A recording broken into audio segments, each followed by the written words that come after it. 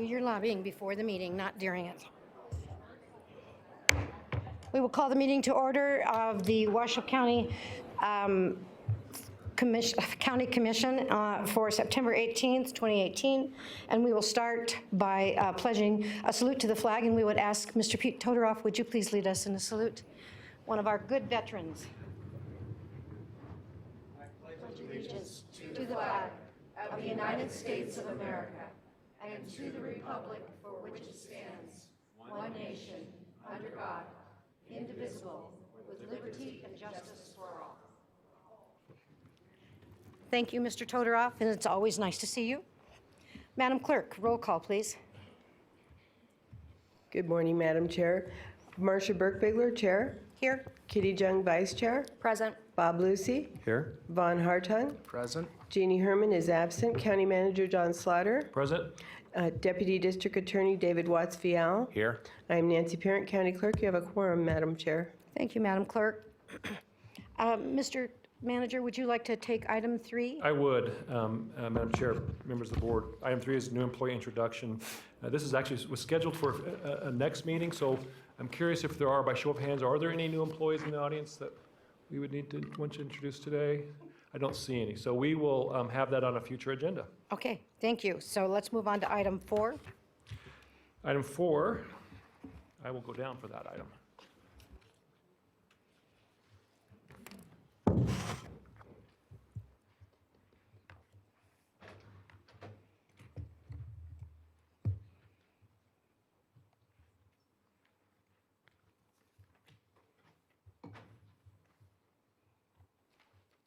Item 4 is our item to recognize employees who have completed certificates for essential employee development courses. Washoe County encourages lifelong learning and the professional development of all of our employees, administered by the Human Resources Department. Excellence in Public Service is a series of certificate programs designed to support employee development and performance. The completion of these courses over a 2-year period demonstrates the employee's commitment to continuous personal and professional improvement and to Washoe County's journey of excellence, and today we're very pleased to recognize that commitment. Our first recipient, Aurora Ayala, and Aurora, Office Assistant 2 in the Community Services Department, has completed the Essentials of SAP for financial staff. Congratulations, Aurora. Next, Misty Best, Legal Secretary Supervisor for the Public Defender's Office, has completed the Essentials of Management Development. Congratulations to Misty. How are we doing? Danielle Carlton, Principal Account Clerk for the Treasurer's Office, has completed the Essentials of Management Development Certificate Program.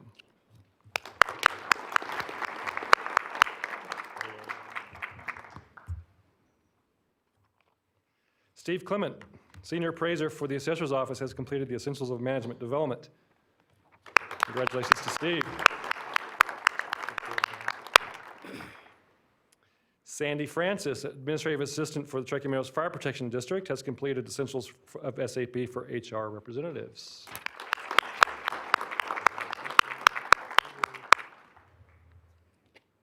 Angela Hopkins, Family Support Specialist for the District Attorney's Office, has completed the Essentials of Management Development Certificate Program.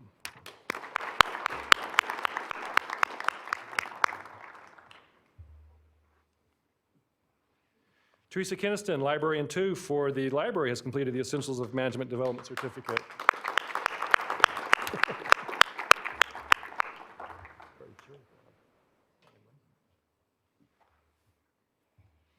And Rigo Lopez, Chief Property Appraiser for the Assessor's Office, has completed the Essentials of Management Development. Congratulations, Rigo.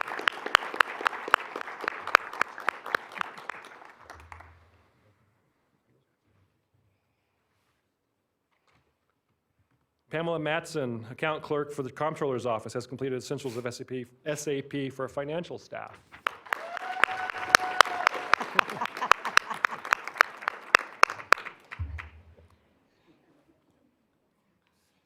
Jennifer Pierce, Fiscal Compliance Officer for the Health District, has completed the Essentials of SAP for financial staff.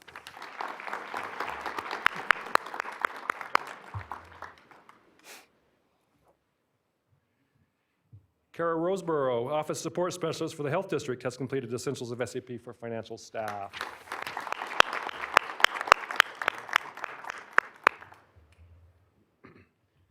Don Spinola, Administrative Secretary for the Health District, has completed Essentials of SAP for Financial Staff.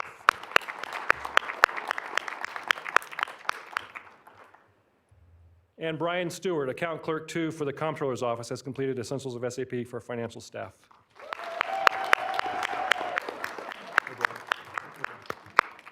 That's all. Thank you very much. Congratulations, and thank you all for being such top-notch employees here for the county. We couldn't do this job without you. Thank you all very much. Madam Chair, I would say, again, this program, we're giving a certificate. It's more than just a certificate. These are hours and hours and hours of work for each one of these employees to engage in this development. I also want to thank the supervisors, managers, and department directors that are giving them the time to do this. So thank you to them as well. Thank you again, and let's all give them another big hand.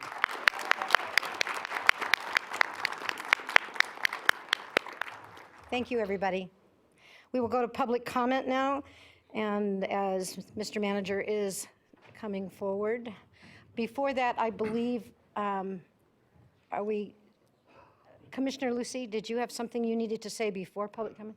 Okay, all right. Okay. Item 5 is public comment. Comment heard in this item is limited to 3 minutes per person and may pertain to matters both on and off the commission agenda. Commission will also hear public comment during individual action items with comment limited to 3 minutes per person. Thank you. We will start with Miss Elise Weatherly.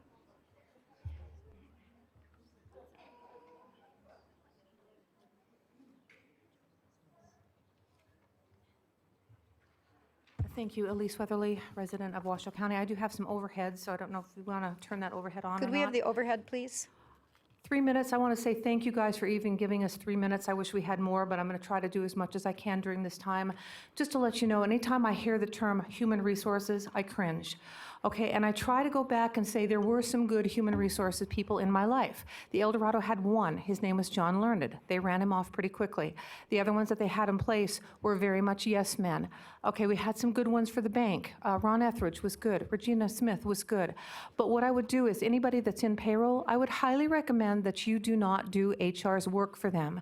Because if you do, eventually you will leave and they will have all the responsibility on them. That is what happened at the El Dorado. So also for those who hire attorneys, I would make sure and not just get somebody whose last name was Carano. For instance, Anthony Carano. I would not hire him just because of his name. Because when they put together what you guys Could you call... turn that around, please? Thank you. What you guys call separation agreements, they call severance agreements. So when they tried to throw a severance agreement at me, I circled all of their errors and said, you have dates wrong, you have some grammatical errors, you have some bad history, you have some conflicts of logic. So I will not sign this because it doesn't make sense. In the meantime, because of that, I can speak about some of the things that they did. I kept a note of all the things that the El Dorado had done and had not done wrong. They did not fight for my short-term disability, which, by the way, I won't put this up for record, but if you want to see the amount of work that I had to do their job, it was a lot. So I fought with Hartford. Hartford, I won. I had some disability stuff that was not going through right. I fought for that. I won. I knew that there were illegal aliens at the El Dorado because I met one at 9/11. He was a really neat guy, but I found out later he was an illegal alien.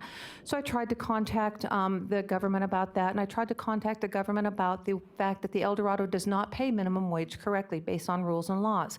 As the payroll director, I used to go to the departments and say, look, you can't just give this guy an extra 10 minutes at the end of his shift. By law, they have to take a 10-minute break. So I tried to call them, and of course, the government didn't do anything. I got, I don't have much time, so this is what I got from the Human Resources Department for the reasonable accommodations for disability. A little sticky note on it. You know, I go, I didn't even know what my title was. They changed it without telling me. I'm going, this makes no sense. May we please discuss this? In the meantime, then I get an email from a man named Phil Fortino, who was Rick Marsh's boss, and he said, you have failed to do this and you have failed to do that. And I said, well, you guys have failed to do your job, obviously, because I'm not there to do it for you. So I did email them back and say, you know what, I'm the one that showed you guys that there was a date problem with my own termination, thank you. And I'm the one that contacted Transamerica to set this straight. This was while I was on disability with all the stuff going on. So when I say HR, I'll try to be gentle, okay? I'll try to do good things for them. Thank you.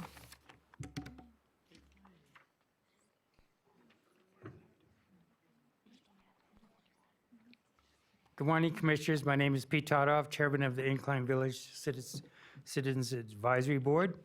I sent an email from the last CAB meeting we had September 4th this month to Alice McQuone, I guess her pronunciation is, and the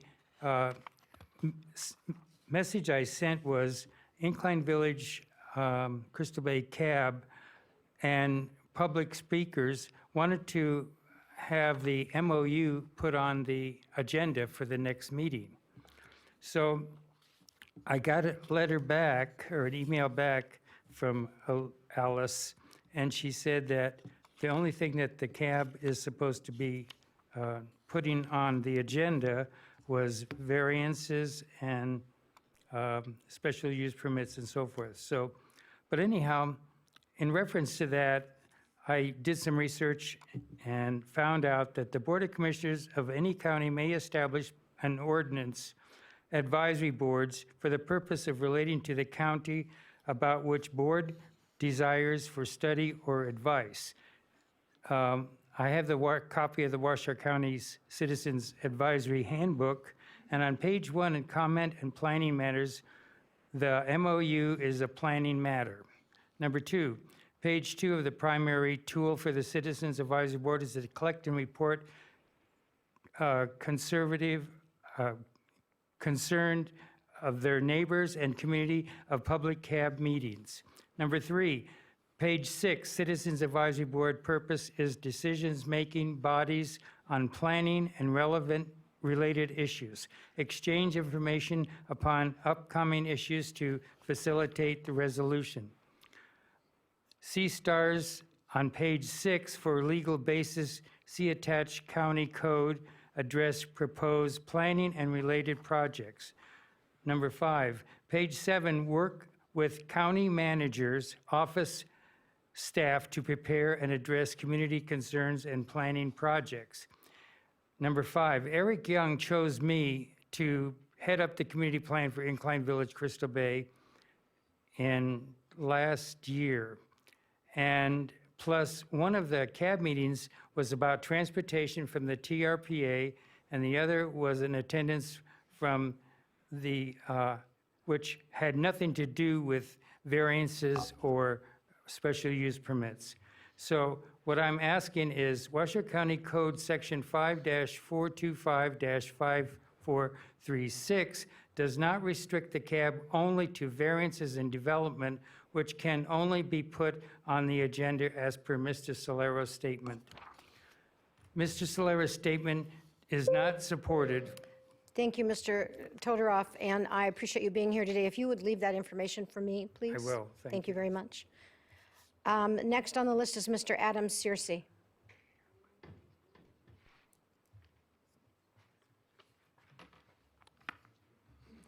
Hi, good morning, Commissioners. My name is Adam Searcy. I'm the Chief of Facilities for the Washoe County School District. I'm here to provide a brief update on some comments related to Lemon Valley School at last week's BCC meeting. I wanted to publicly address the comments and concerns and take responsibility for them, and to describe solutions that have already been put in place. Suffice it to say that every single item raised last week has already been addressed or is being addressed as we speak. Most of the issues were already previously known to the school and the staff, and maintenance work orders, construction repair contracts, or other solutions were already in the works.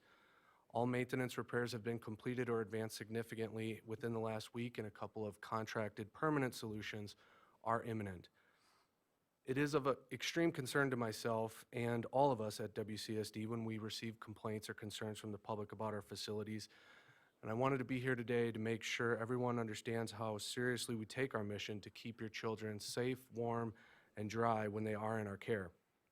Thankfully, the voters in 2016 passed the ballot question, and we are working hard to address the backlog of repair needs and serious overcrowding as quickly as possible. We encourage the public to learn more about our efforts at our data gallery, where all of our efforts are being detailed and publicly available. Specific to Lemon Valley Elementary School in particular, I did want to take a moment to highlight the spectacular effort and performance that these students in this school have achieved in the past couple of years. Through the dedicated efforts of the students, staff, and especially the families of Lemon Valley, this school has recently posted test results across the board with a growth rate between 10 and 20% higher than the district average. Their graduation rate from the state language assessment exam was triple that they achieved in 2016-2017. They currently log fewer disciplinary events than the average district elementary school. Much publicity has recently been made of the newly published star ratings for our schools. And Lemon Valley is proud to announce that they improved from a 2-star school to a 3-star school within the last year with their own hard work and all of our support. We're proud of the achievements of all of the students and continue to work as a team within WCSD and through our community in Lemon Valley who support these students and help them succeed with an excellent education and with the highest quality facilities. Thank you, Mr. Searcy. Appreciate it. Last on the list is Ms. Tammy Holdstill.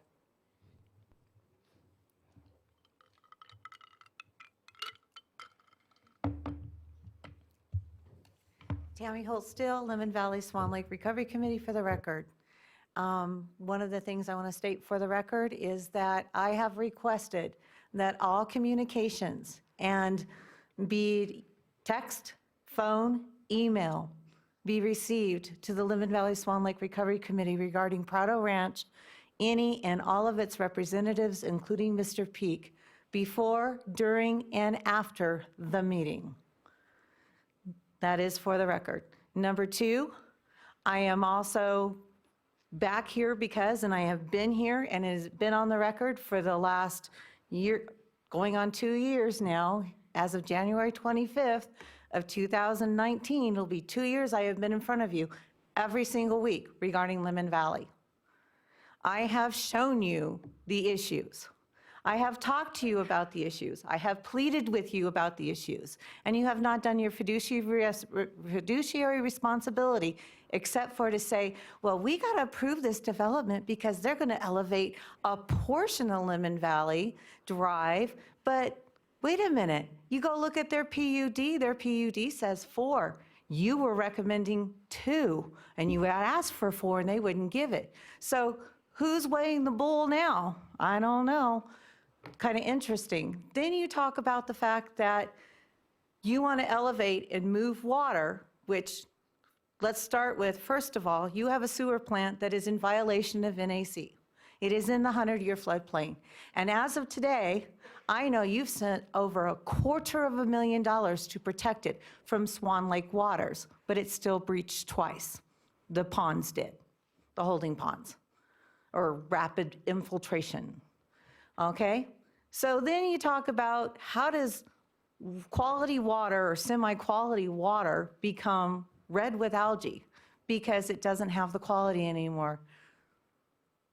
And that is because of the issues with water sitting, getting warm, no type of infiltration,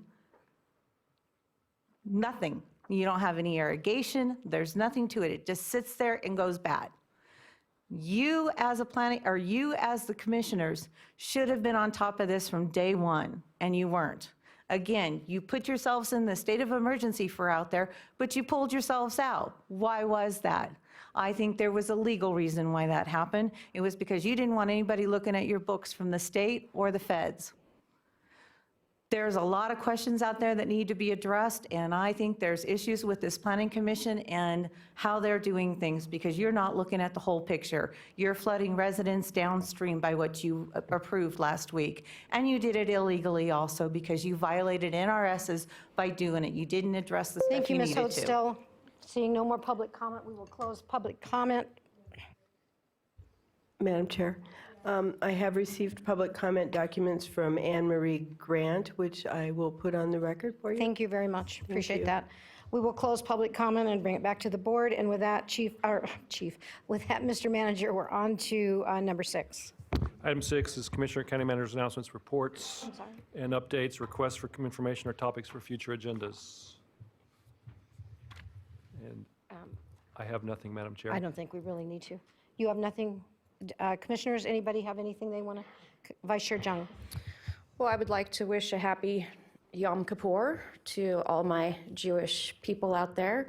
It starts tonight at sundown, and it's the highest, holiest of the days, and then we start doing our Days of Atonement. So the other thing is the cow cap. I do want that revisited.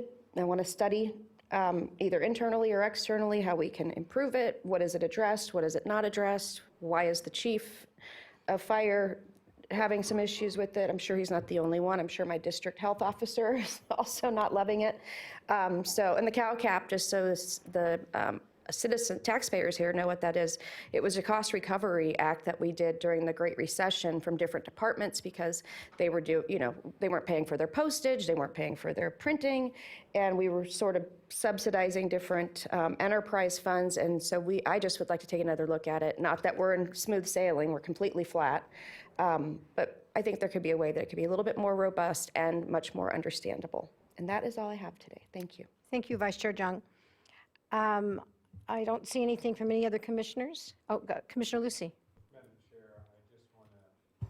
Madam Chair, I just want to thank you for the opportunity to speak.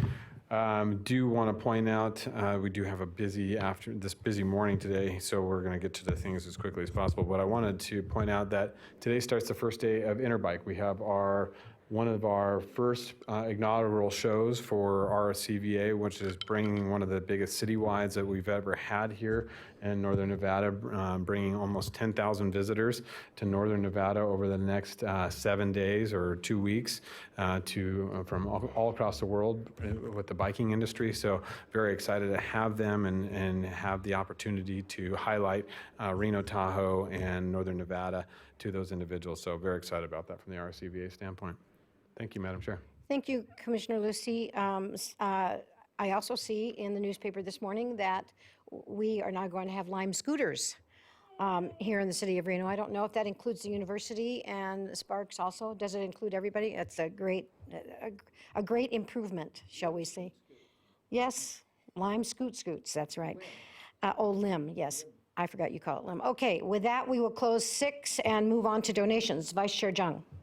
Thank you very much, Madam Chairwoman. I would like to bring the public's attention to items 7A through D, as in dog. 7A, we are accepting $10 for Mr. James Clausen to the Washoe County District's Health Vital Statistics Program. Thank you very much, Mr. James Clausen.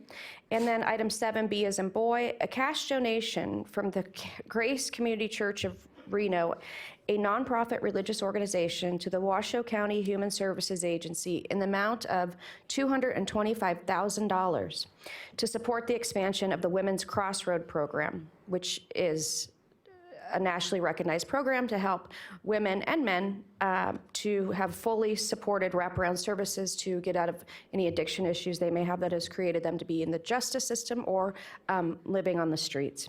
Item 7C, as in cat, we are accepting $11,800 from BlackRock LLC in support of increased demand for fire and emergency medical services associated with the Burning Man event, and approved non-county travel for volunteer firefighter and emergency medical providers training. Thank you very much, Burning Man. They're a great partner for us and also a great attribute to this community. 7D, as in dog, is the final one. We are being donated a 6-foot open cargo trailer at the value of $500 and a 250-gallon propane tank, estimated $600, from the Bi-State Propane AmeriGas to the Regional Public Safety Center to be used to transport propane to the training areas at the center. As always, we cannot do what we do here in the great county of Washoe without the support of all of you. Thank you. Thank you, Vice Chair Jung. And I am looking, do we have any public comment on this item? Yes, I see Commissioner Lucy has a comment. Yeah, Commissioner, I'm sorry, Madam Chair. I just would like to really take a step back and really thank Grace Community Church for all the work that they've done with our county community services. You know, this donation of $225,000 to our Women's Crossroads is going to double the capacity for these individuals, and it really does help those vulnerable populations. And through the tremendous efforts of our Washoe County Human Services Agency and the work that Grace Community Church has done, so many women and children and families within our region are seeing a new future and a new day because of the work that they're doing there. So I want to say a wonderful thank you to the Grace Community Church. They're a wonderful partner, so thank you. Thank you very much, Commissioner Lucy. I think we all sign on with that and agree with that. Ms. Elise Weatherly.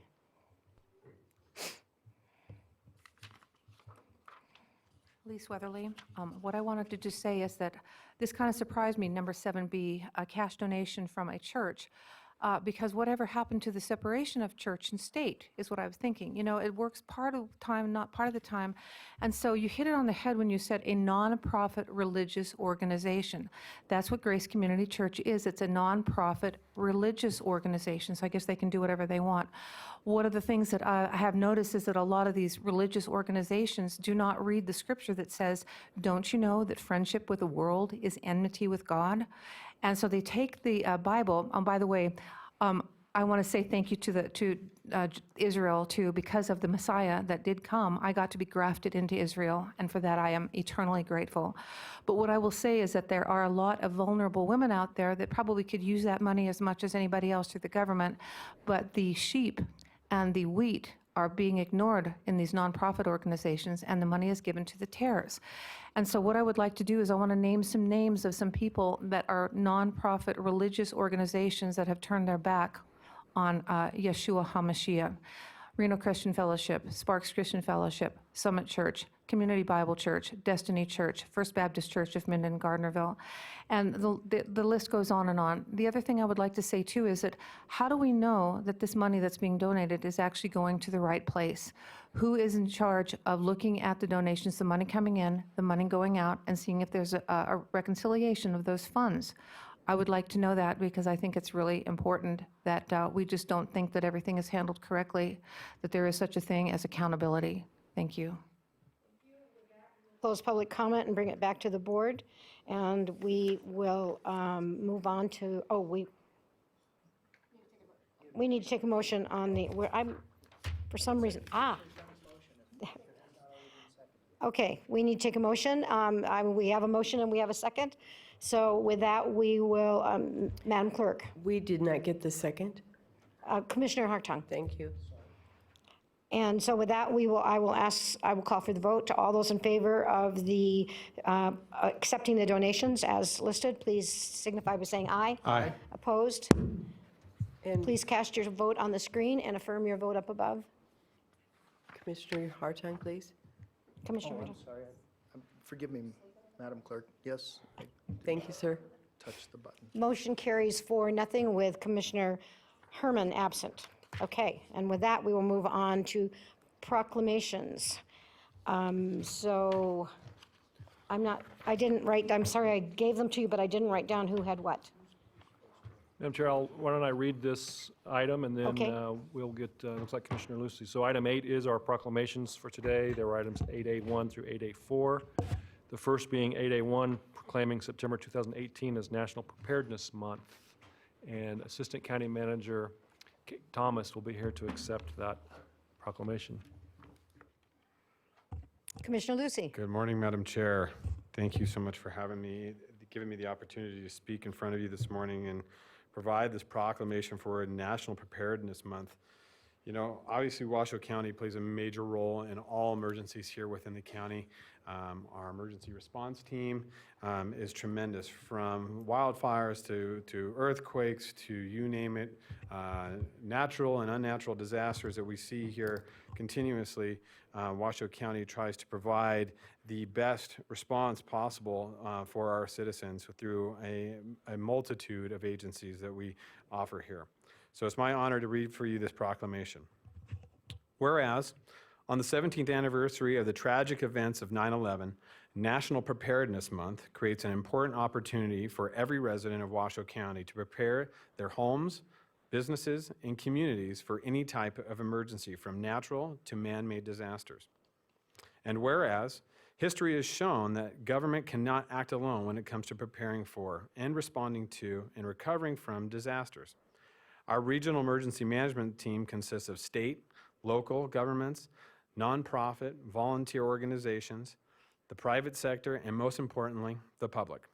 And whereas investing in the preparedness of ourselves, our families, businesses, and communities can reduce fatalities and economic devastation in our communities and in our nation. And whereas emergency preparedness is the responsibility of every citizen of Washoe County, and all citizens are urged to make preparedness a priority and work together to ensure individuals, families, and communities are prepared for disasters and emergencies of any type. And whereas using modern-day technology can help individuals and families prepare, adapt, and recover from disruptions brought on by emergencies or disasters, citizens are encouraged to visit www.readywashoe.com for preparedness information to include 3 simple steps to make emergency preparedness. 1, make a plan, including a communication plan. 2, assemble a kit with enough supplies for a minimum of 3 days. 3, stay informed about the types of emergencies and related actions that can occur in your local community. Now, therefore, the Washoe County Board of Commissioners does hereby proclaim September 28, 2018 as National Preparedness Month, and all citizens and businesses are encouraged to work together toward creating a more prepared and ready region. Dated this 18th day of September 2018, signed by our chair, Marcia Burkbigler. And I will introduce our Assistant County Manager, Mrs. Thomas. Thank you, Commissioner. Thank you all. I'm accepting this on behalf of our Regional Emergency Manager, Aaron Kennison, who is up at our Regional Emergency Operations Center handling business. So on his behalf, thank you to everyone, and let's make sure we're all prepared as a community so that we don't have to do too much due diligence in our response. So thanks again. In light of the fact that we have a huge crowd here, let's go ahead and finish these up, and then if we need to do pictures, we'll do them at the end. Okay, so we're not going back and forth.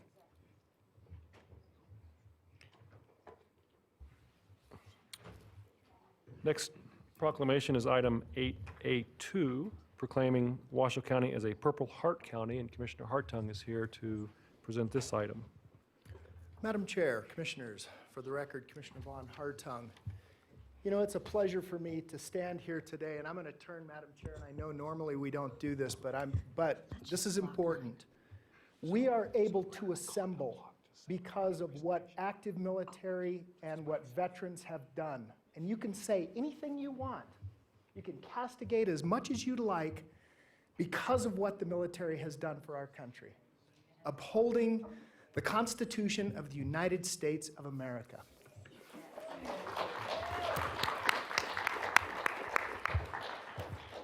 Forgive me, Madam Chair, for turning away. It's okay. Is Mr. Santer here? We don't have anybody to accept this? Oh, my goodness. Okay, well. Is there a veteran in here? There's one sitting right there. Why don't you accept it? Well, it needs to go to Mr. Santer. Come on. So, sadly, I don't know where he is, but I will read it. All the veterans come forward and stand with him. Absolutely. If you guys if there's any There must be a bunch of veterans in here. Look at this.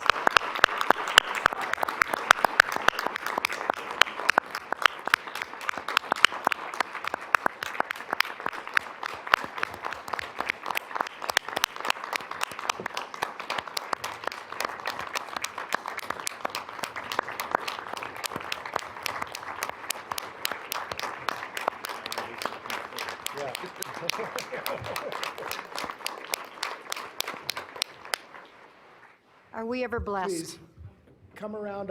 We'll shake your hands in just a moment. I don't care how much time this takes. Please, come around. Gather around me if you would, please. This is important. Please, yep. Over here. I bathed. I promise. That wasn't a request, that was an order. Commissioner Jung, take control. Come on over, Louis. Thank you so much for coming up and doing this with us today. This is a proclamation about being a Purple Heart County. Whereas the citizens of Washoe County have great admiration and the utmost gratitude for all the men and women who selflessly served our country and this community in the armed forces, paying the highest price of freedom by leaving their families and communities and placing themselves in harm's way for the good of all. And whereas the contributions and sacrifices of the men and women who served in the armed forces have been vital in maintaining the freedoms and way of life enjoyed by our citizens. Amen. And whereas the Purple Heart is the oldest military decoration in the world in present use and was created as the badge of military merit by General George Washington on August 7th, 1782. And whereas the Purple Heart Medal is specifically a combat decoration awarded to members of the armed forces of the United States who are wounded by an instrument in the hands of the enemy, and posthumously to the family in the name of those who are killed in action, died of wounds, received in action, or died as prisoners of wars, or POW, while in captivity.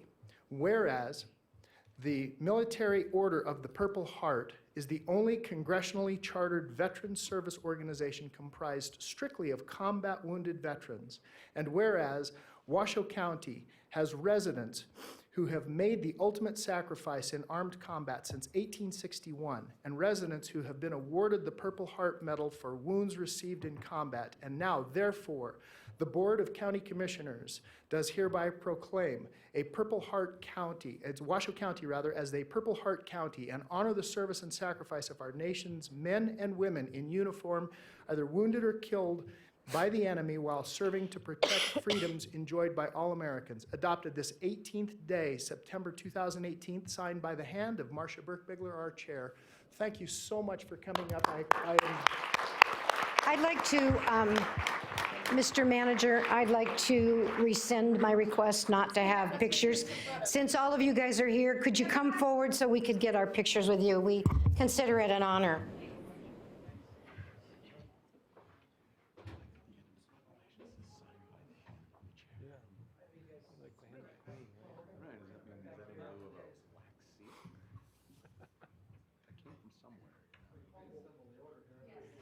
Hopefully not an overactive legal imagination. Yeah, let's get together here.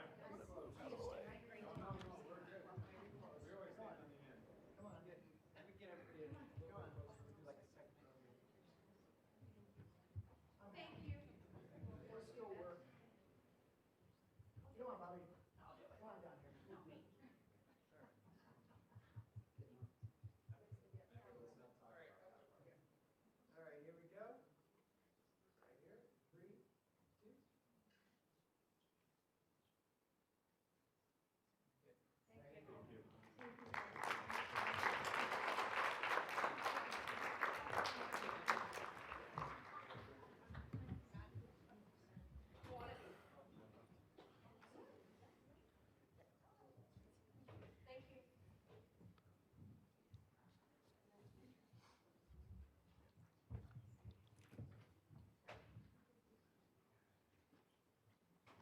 Madam Chair, our next item is item 8A3, proclaiming October 2018 as Sudden Unexpected Infant Death Awareness Month.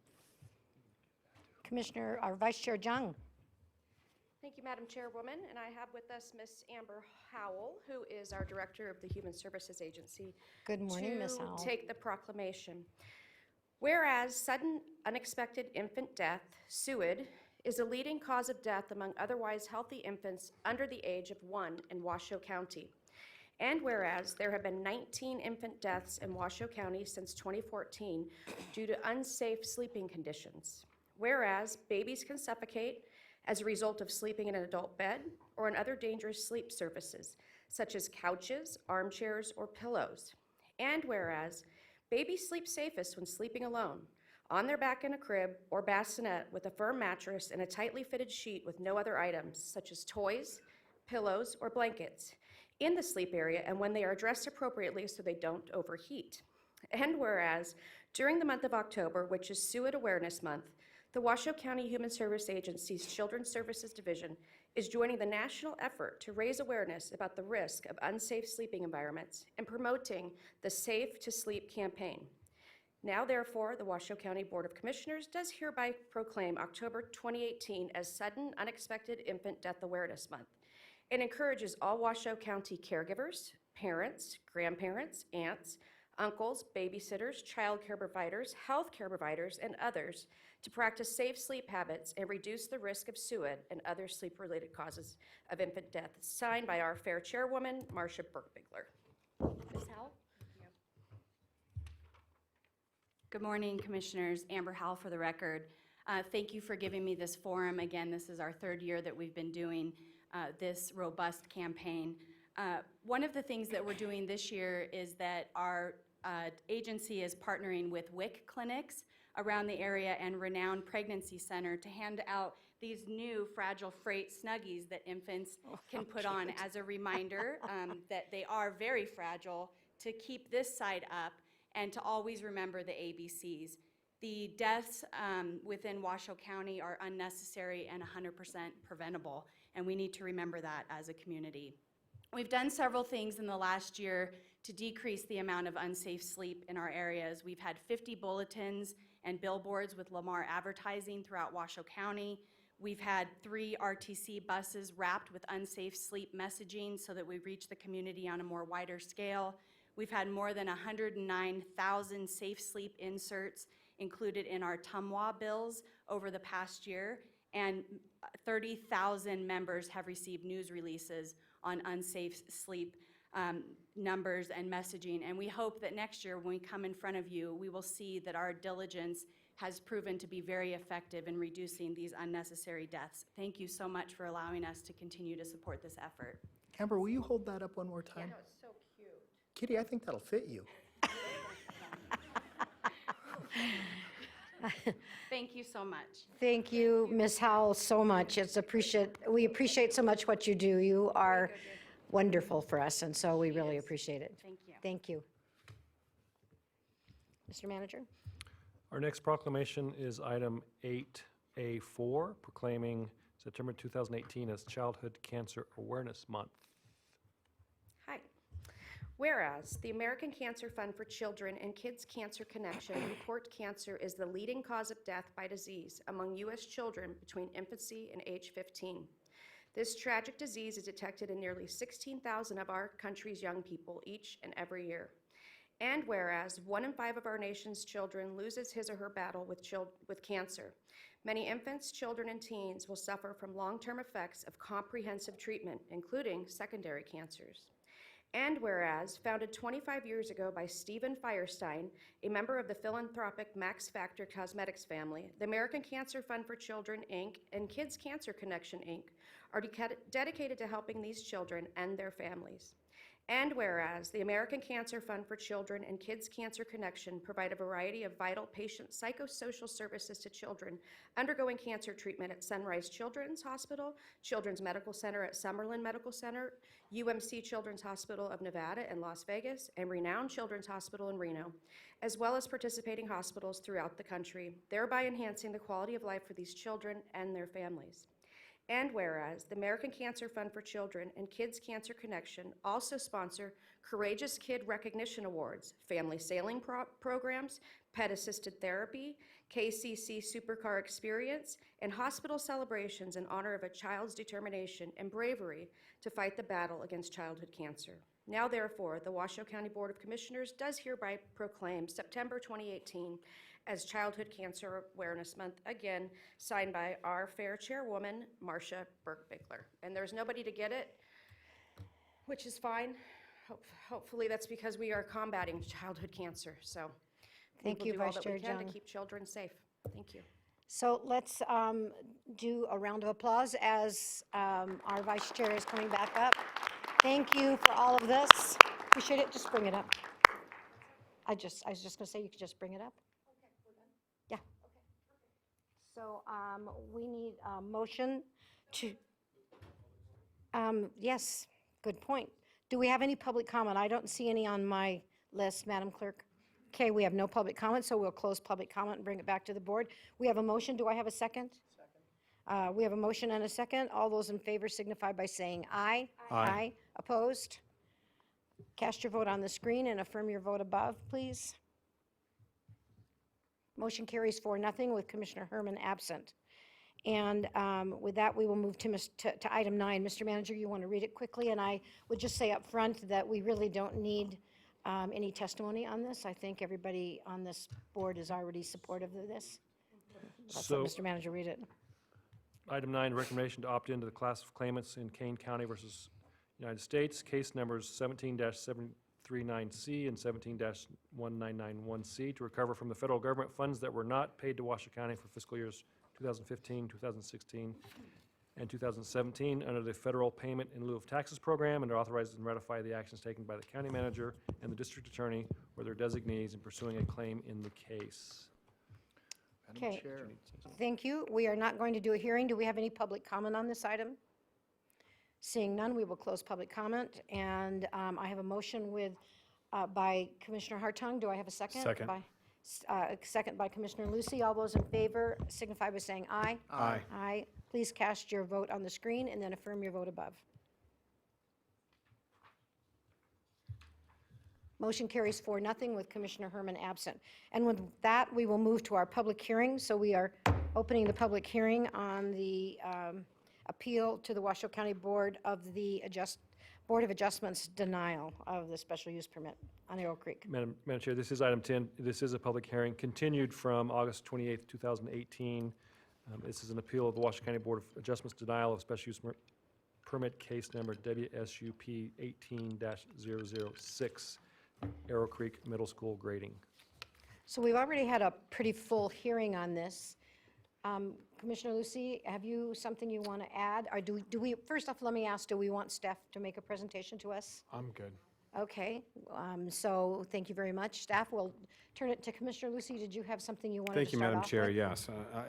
I have a couple questions, or not questions, but a brief statement I'd like to make.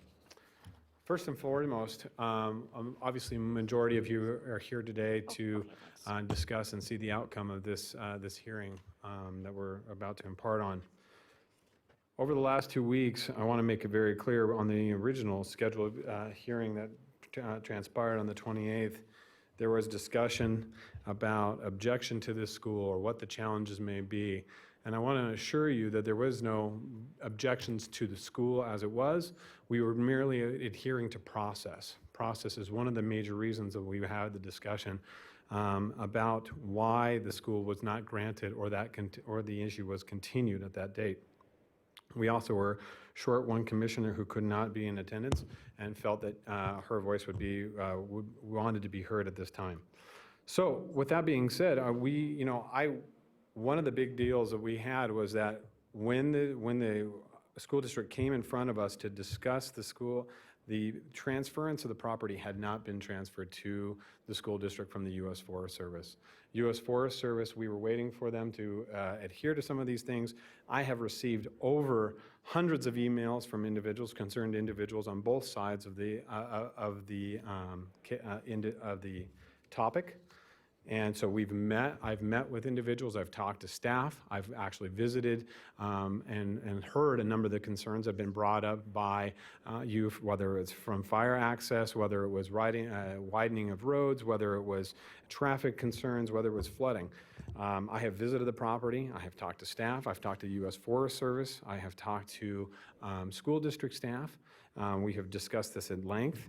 I feel that your concerns have been well heard from the parents that are concerned about in regards to the timing of getting the school open and built, to the concerned citizens that feel that their properties are in jeopardy from a building and potential flooding that may be addressed. So with that being said, I want to make sure that everybody understands that this is just a process. Process needs to be adhered. That's why we do this. That's why us as commissioners sit up here is to address these things. So with that being said, I'll turn this back over to you, Madam Chair. Thank you. We will open public comment. So first on our list, and we have a large number of people who wish to testify. So I'm going to call you two at a time, and with the second name, please come forward so that you're close enough to speak. I see the school district shaking its head. Did you have something you wanted to say first? Do you want to make a presentation first? Okay, come, Mr. Searcy. We will do that. So we'll close public comment, and then we'll come back to that, so. And Madam Chair, before the school district starts, I just distributed to you 2 documents that they produced to me this morning, and I will put on the record for the school district. Thank you. Okay, thank you very much. Thank you, Madam Chair and members of the Commission. For the record, Angela Foos with Loomis and Associates here today on behalf of the school district. At the last public hearing, there were basically 4 items that you said you wanted addressed or brought back to you at this meeting. So here are those 4 items. One of them had to do with the timing of the ownership of this property. It is owned by the Forest Service, and we wanted to have some clarification on when it was going to transfer from the Forest Service to the school district. Another was that you asked for another meeting with the neighborhood. You also asked for a little bit more information on that detention basin and some clarification on what it was going to look like. And then finally, there were some questions about some of the traffic mitigation along Arrow Creek and related to the fire station. So we're going to quickly go through those so that you can see we've addressed those. This is similar to the last discussion we had. We all know this property is owned by the Forest Service.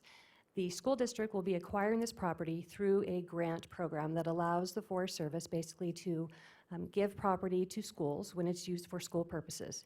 It cannot be used for anything else beyond educational purposes. So at no time will this property ever be developed with anything other than a school. The property in question is the area in yellow. That's about 50 acres of land. Of that, the school district is developing about 28 acres. So again, the rest of that's going to remain as open space. Again, it's only for use of the school. The question came up, what happens if we have a special use permit that's submitted under ownership of one person or one entity and an applicant is different? Let me just say this happens all the time. Tentative maps, special use permits, variances, parcel maps, every type of application that's ever submitted has 2 lines. One is an owner affidavit and one is an applicant affidavit. So this is no different than any other entitlement that comes before the Board of Adjustments or the Planning Commission or you. The one thing that we have agreed to as part of this to alleviate some of these concerns is that moving forward, once a building permit is submitted and the building permit is approved, the ownership has to be under the school district. So to give you a comfort level, we've added, recommended a condition of approval. And again, that just gives you assurance that at no time will anything happen on the site until the school district officially owns the land. We also have a letter from the Forest Service that was just issued yesterday, and you should have a copy of that in front of you. It says the same thing, that the Forest Service is working on finalizing that documentation and that they have no opposition to this request. The second part was that you asked for another community meeting. So we just wanted to provide you with some input on how much background has taken place over the last year. Once WC1 was passed, that initiative was passed, that ball started rolling, and so that process took place. So this has happened over the last 12 months. This is a list of 21 different meetings. Some of these were big town hall type meetings. Some of these were smaller meetings in people's living rooms. So this is a list of everything that's happened over the last, again, 12 months. That last one in red is the meeting that you specifically asked for. Washoe County Community Services held that meeting. They sent notices to the neighbors. We had probably 20 to 30 people in attendance, including staff. Questions were answered, and we've met now that requirement. Next is the drainage. You'd asked for a little bit more clarification on what the design was going to look like. A couple things I wanted to point out. So that area up there on the top right is the detention basin that we're talking about. And again, this is the same elevation that we showed you last time. It's the landscape plan. At the last public hearing, there was a memo provided, I believe, by Teal Engineering. At that time, we had not had an opportunity to address it. I would like to just put into the record that we have now reviewed that memo. We've addressed it, and you have a copy in front of you. The main concern was from specifically one property owner concerned about how much drainage was going to come onto his site.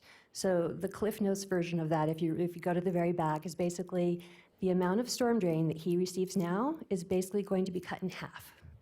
So once this plan is in place, the detention is designed, his storm drain flows will actually be reduced. Here's a new rendering that you had not seen before. We've added it since that last meeting, again, just to give you an idea of what the detention basin could look like. And here's another example. We see detention basins all over this area, and I think people have in their mind a vision Here's in actuality what a typical detention basin looks like.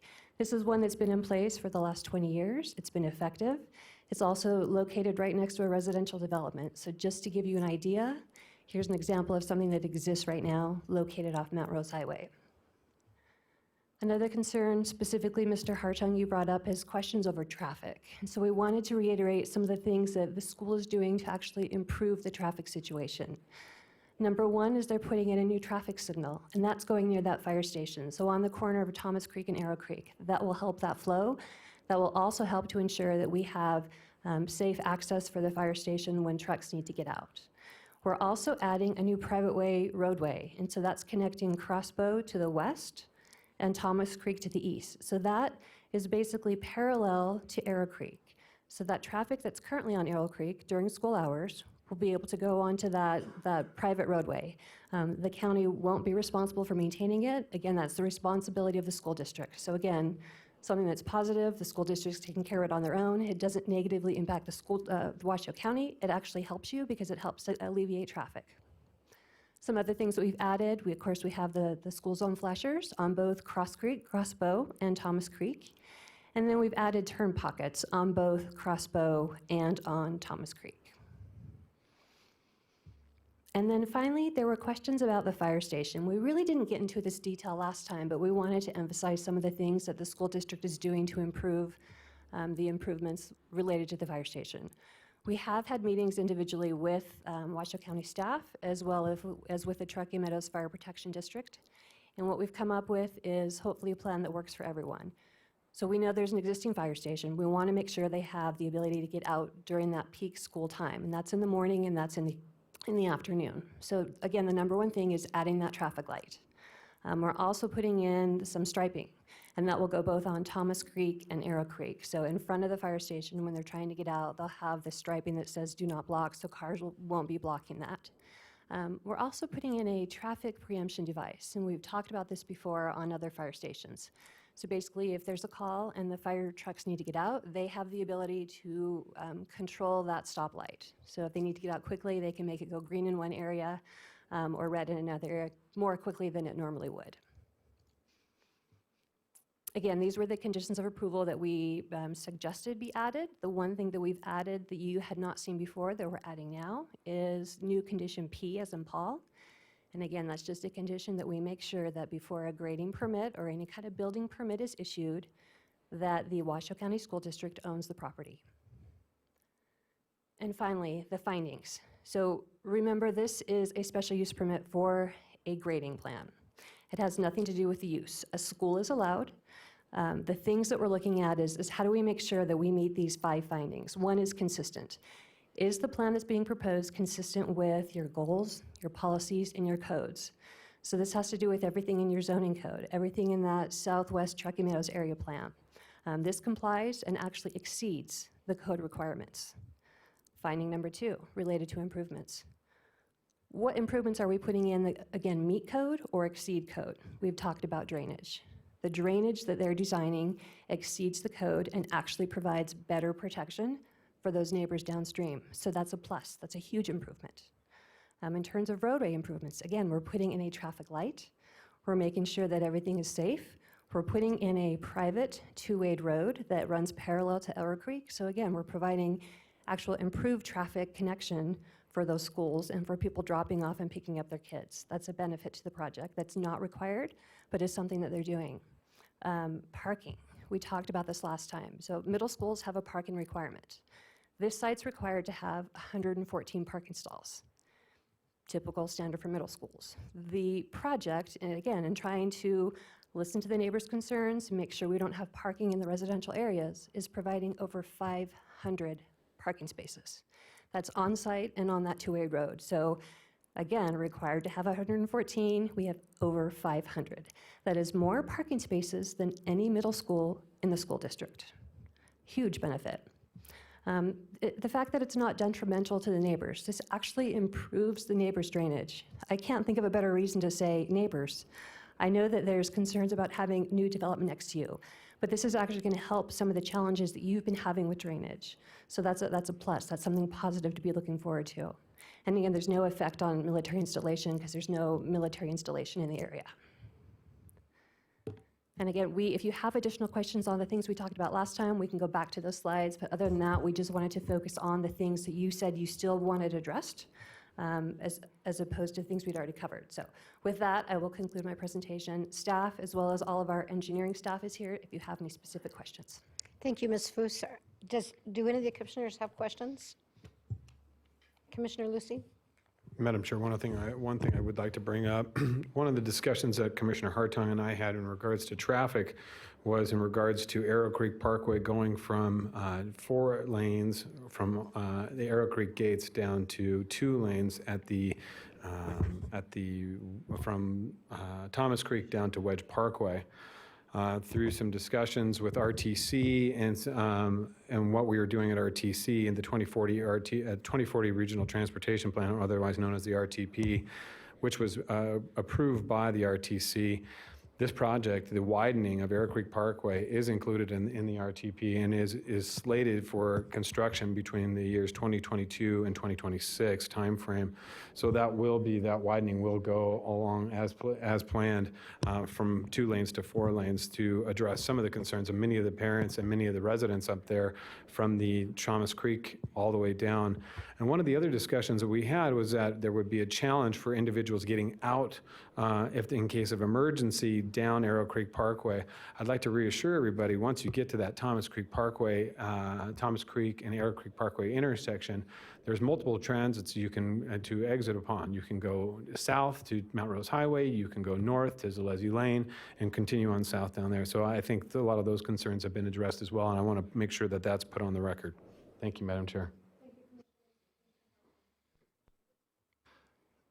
Thank you. And Ms. Foose, I don't know whether you're going to be able to answer this. What's the plan on Crossbow? Are we going to try to get a little more easement? Because I know that there's 2 LDS parcels right there on the, I guess it would be the southwest corner. Those 2 parcels on Crossbow, right? And it's not this. It wouldn't be the southwest. It would be on Crossbow's southeast corner. Forgive me, southwest corner of you guys. Those are LDS parcels. So have we thought about, Mr. Searcy, at all more right of way if necessary to deal with Crossbow? Because Crossbow's, it's serving the elementary school, and then farther to the north, it's serving an existing Sage Ridge. Yes, absolutely. Again, this is Adam Searcy with the Washoe County School District. We have looked at Crossbow extensively. It's actually a fairly wide existing roadway, almost as wide as Thomas Creek. And what we're planning to do at this point is to provide a dedicated right-hand turn lane onto the site. So if you're heading north in that exhibit on Crossbow, you'll be able to get into like a deceleration lane, take a protected right-hand turn into the site, while there is a dedicated through lane in both directions, north and south. There's enough existing width there. So we feel like that, coupled with stop signs at our driveway access point, as well as extensive signage and traffic flashers, it's effectively a school driveway. It dead ends, as you know, at the north end there. We have communicated on several occasions with the private property owners. At this point, while they've been very good to work with, we feel that mostly because of slope considerations, that in order to gain elevation on that roadway and sort of wind it up to Crossbow, we need to take a longer route to keep it from being more steep of a roadway, and also to align it opposite that exit driveway from Crossbow. We feel like that's a safer configuration to have those kind of a perpendicular 4-way intersection. So I say 4-way intersection, but to be clear, that north and south movement on Crossbow will be unimpeded. It'll just be stop controlled from the east and west directions. So Again, should circumstances change, the opportunity to acquire easements or otherwise some of that private property may be available. We've, again, talked to those folks numerous times, but we feel that this current alignment is preferred for kind of the slope and safety of the interior roadway, the private roadway, and the intersection itself. And then additional kind of safety considerations for Crossbow Court. Okay, so I have another question for you, if I may, Madam Chair. So, Sure. and I don't know what you guys are going to call that. I'm going to call that Tombow or Arrow Creek Junior out in front of the school there. I'm with that that little road that you're going to be creating that will go from Thomas Creek to Crossbow. Two-way traffic I see. Will it be wide enough for people to actually park on it and still allow for passage in both east and west movements? Yeah, great question. In fact, you know, in front of most of the campus, effectively from the western edge of the play field to the eastern edge of the parking lot, or where that bus access road rejoins the main Tombow. I like that. You like I'm gonna that, go don't with you? that. Yeah. It's pretty flat, right? So we have to kind of catch grade coming up from Thomas Creek, flatten out for most of the campus, and then catch grade again back up to Crossbow.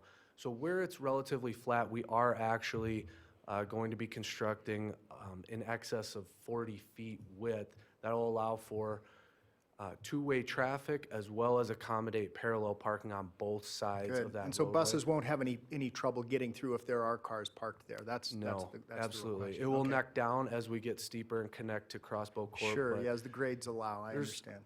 Over 100 additional on-site parking stalls. So one last question, and this is probably going to be a question more for somebody from, and this has nothing to do with you. Maybe you can answer it, Adam, I don't know. Are you going to stagger the start time so that we don't have, you know, sort of this constant, because I know elementary and middle do have a tendency to start different than high school. Yeah, absolutely. This middle school will start similar to all the rest of our middle schools around 7:20, 7:30 in the Okay, morning. And right. so it actually works out well that this school, then Sage Ridge, then Huntsberger are all staggered open times by between 20 and 30 minutes, similar in the afternoon as well. Okay, yeah, that's good. So one last question, if I may. Talk to me, go back to, if it's okay, Madam Chair. It's okay. Go back a couple of slides where you show the detention pond from above, right there. Is it possible to move that detention pond a little to the south, Adam, so that it's not so on the property line? Is that, because I can see the contours and how it wants to flow down that direction. Is that at all a possibility of movement? I mean, once you guys get out there and grade, I mean, obviously things are going to change, but is there any option to just sort of move it maybe even to a little to the west and a little to the south? So the main reason for the location of that detention basin is the natural topography, right? Okay. There's a large drainage way that currently I see that goes between the two properties that was the natural. There's Exactly, 5 foot so- on each side of those two properties there that was supposed to be dedicated as a drainage easement. Exactly. The water flows there now. We're routing the on-site flows into that detention basin and then detaining or, Yes. delaying, retarding the flows as it discharges through its historical pattern. So there's a variety of minor adjustments that can still be made as we move through the final design and actual grading permit process. I remain optimistic that with collaboration with county staff and the citizens most directly affected, that we can continue to make some minor modifications to improve the situation really for everyone. In the SUP application, there's a preliminary hydrology report. It details, as Ms. Foos mentioned, that significant reductions in peak flows are expected to be achieved through this detention basin. So, whether it's moving it a little bit to the south, kind of upstream, you mentioned, to get it slightly further away, from those properties, we can certainly explore that. Adjusting it slightly to the east or west with limited ability to do that. I'm just to looking, keep I'm it on looking the- at the contour, the way it wants to flow. There's a line that sort of heads that direction, and then the pond is a little to the east.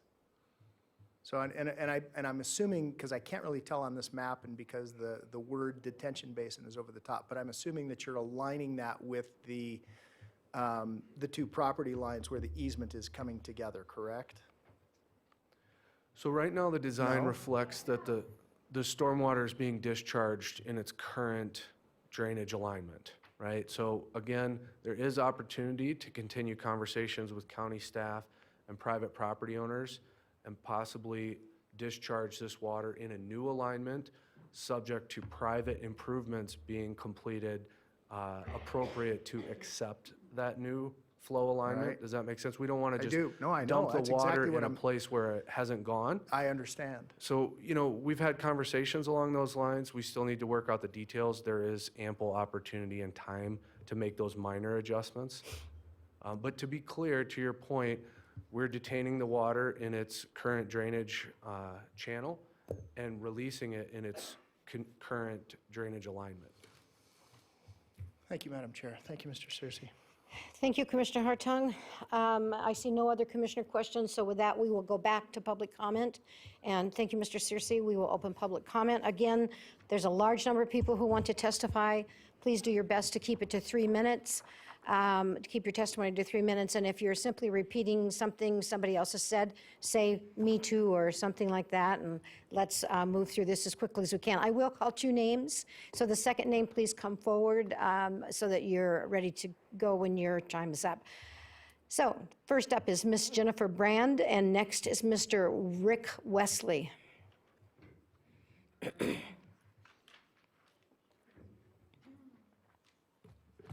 Good morning.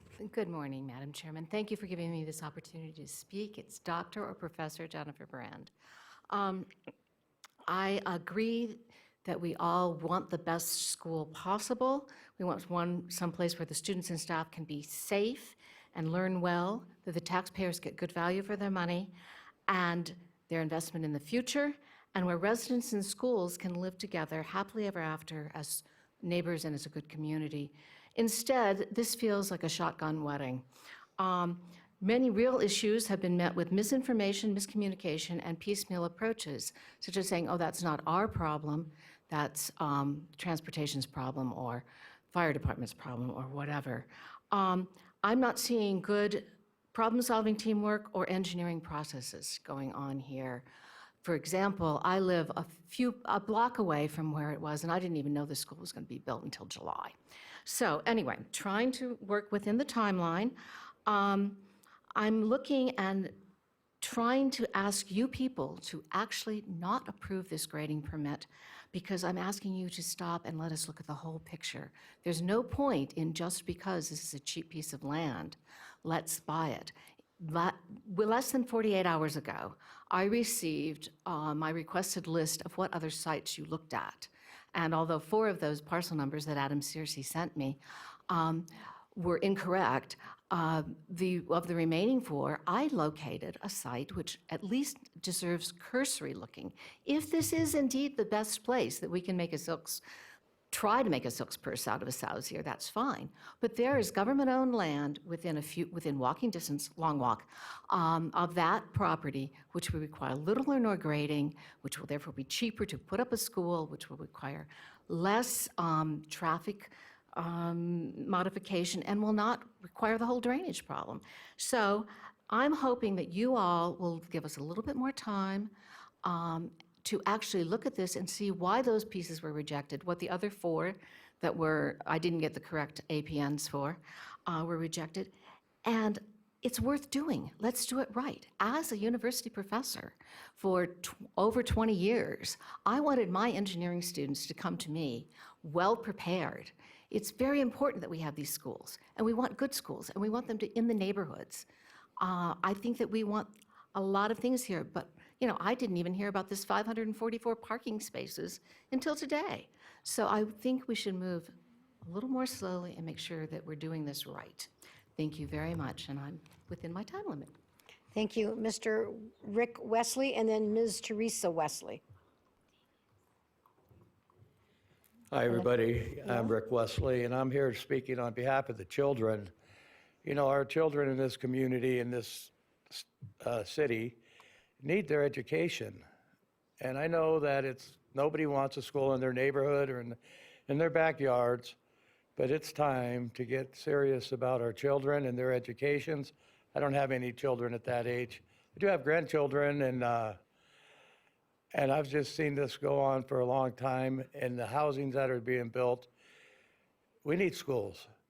And in order to, I know nobody likes it in their backyard, so that's all I really wanted to say is for my grandchildren and the other kids in the community, they need this to go through. Thank you.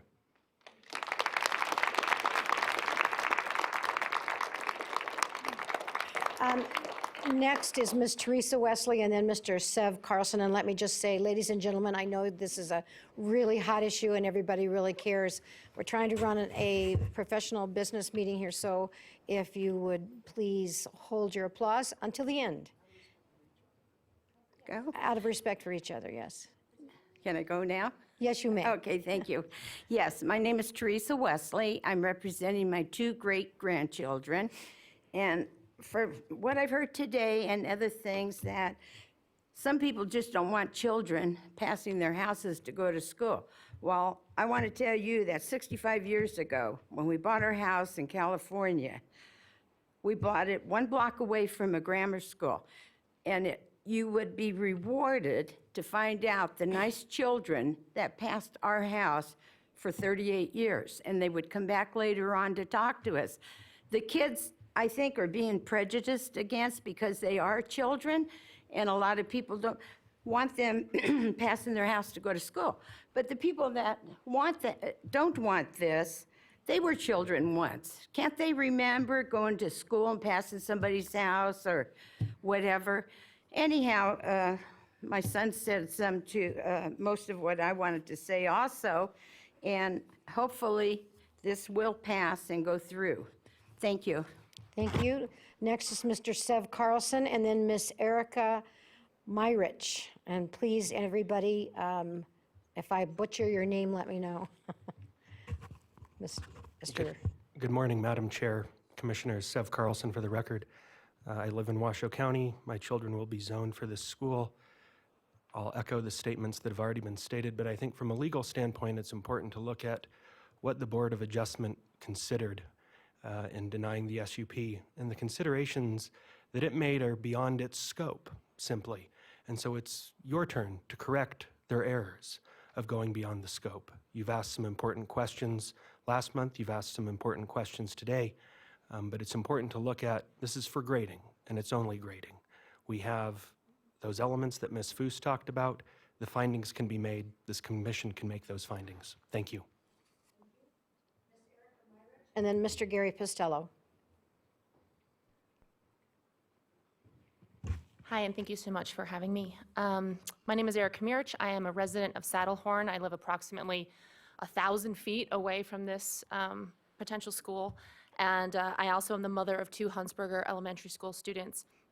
I want to speak specifically to property values. When I was looking to purchase my home for my family, the single most important thing that mattered to me and my family were schools and boundaries. Where could our children walk, ride their bikes, safely visit friends, and attend a school? I really deliberated between a few different communities, mostly because Saddlehorn does not have a walkable, bikeable middle school, and that was important to me. The prospect of this school is what sold me on my property. I'm a firm believer, coming from a community where property values varied greatly from one side of a street to the other, based solely on good schools versus great schools. And I'm here to attest that I grew up in a community where property values increase significantly when we have great new schools for our children to attend. Having walkable, bikeable elementary, middle, and high schools for Arrow Creek, Saddlehorn, Field Creek, Callahan, Galena Terrace will make that area the prime area for communities and people moving to either to Reno or within Reno for their children to attend. People are willing to pay more to have those kinds of opportunities for their children. I also have an article here. I've taken the liberty to print out some very easily accessible internet articles about property values based on education in schools, which I can leave with you. With a 2013 survey of 1,000 prospective homebuyers, 91% said that school boundaries were the most important thing in their search.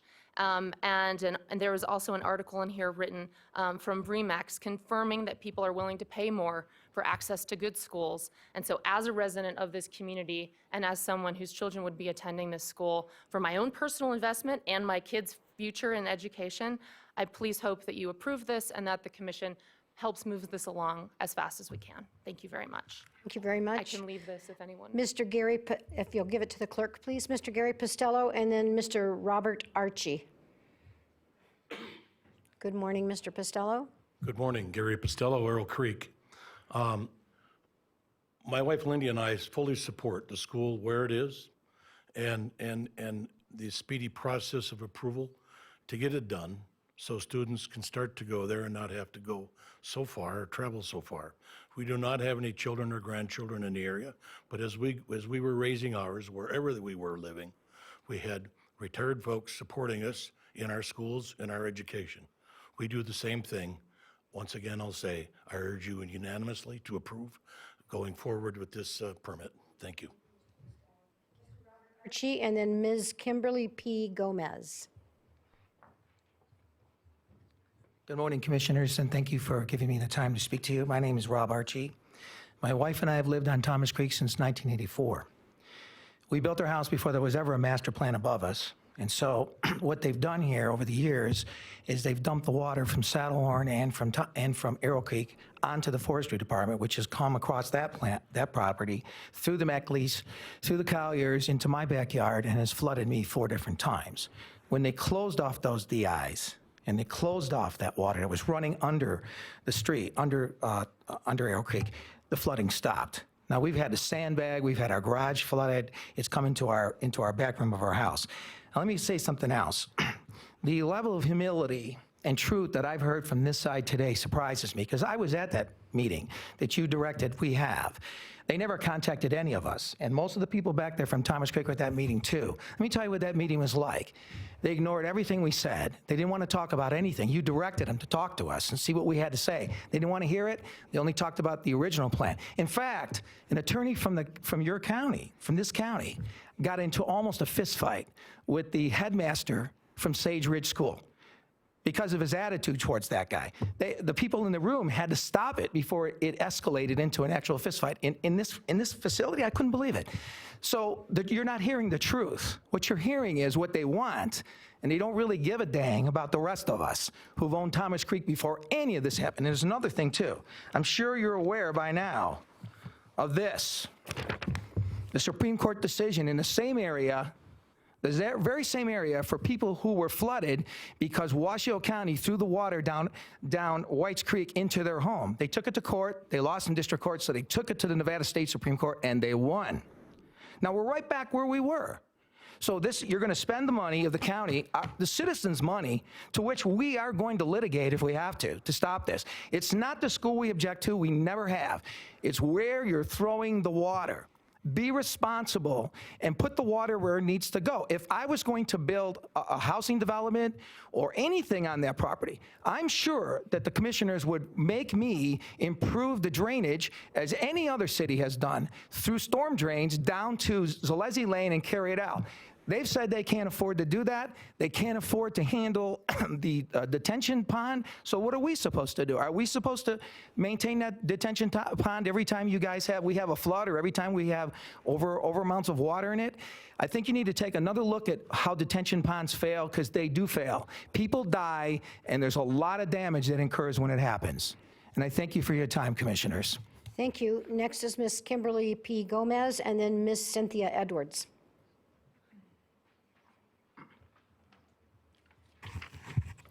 Good morning, Commissioners. I wanted to thank each of you for your responses and suggestions in the last County Commissioners meeting on August 28th. At that meeting, Madam Chairwoman directed Washoe County School District to meet with the neighbors and try to mitigate our issues and concerns prior to the meeting on the 18th. Please forgive me, but at this point, I'm a little confused and very confounded because I don't understand what just happened with Washoe County. We were all surprised and appalled that Washoe County School District refused to oblige by the commissioner's directive.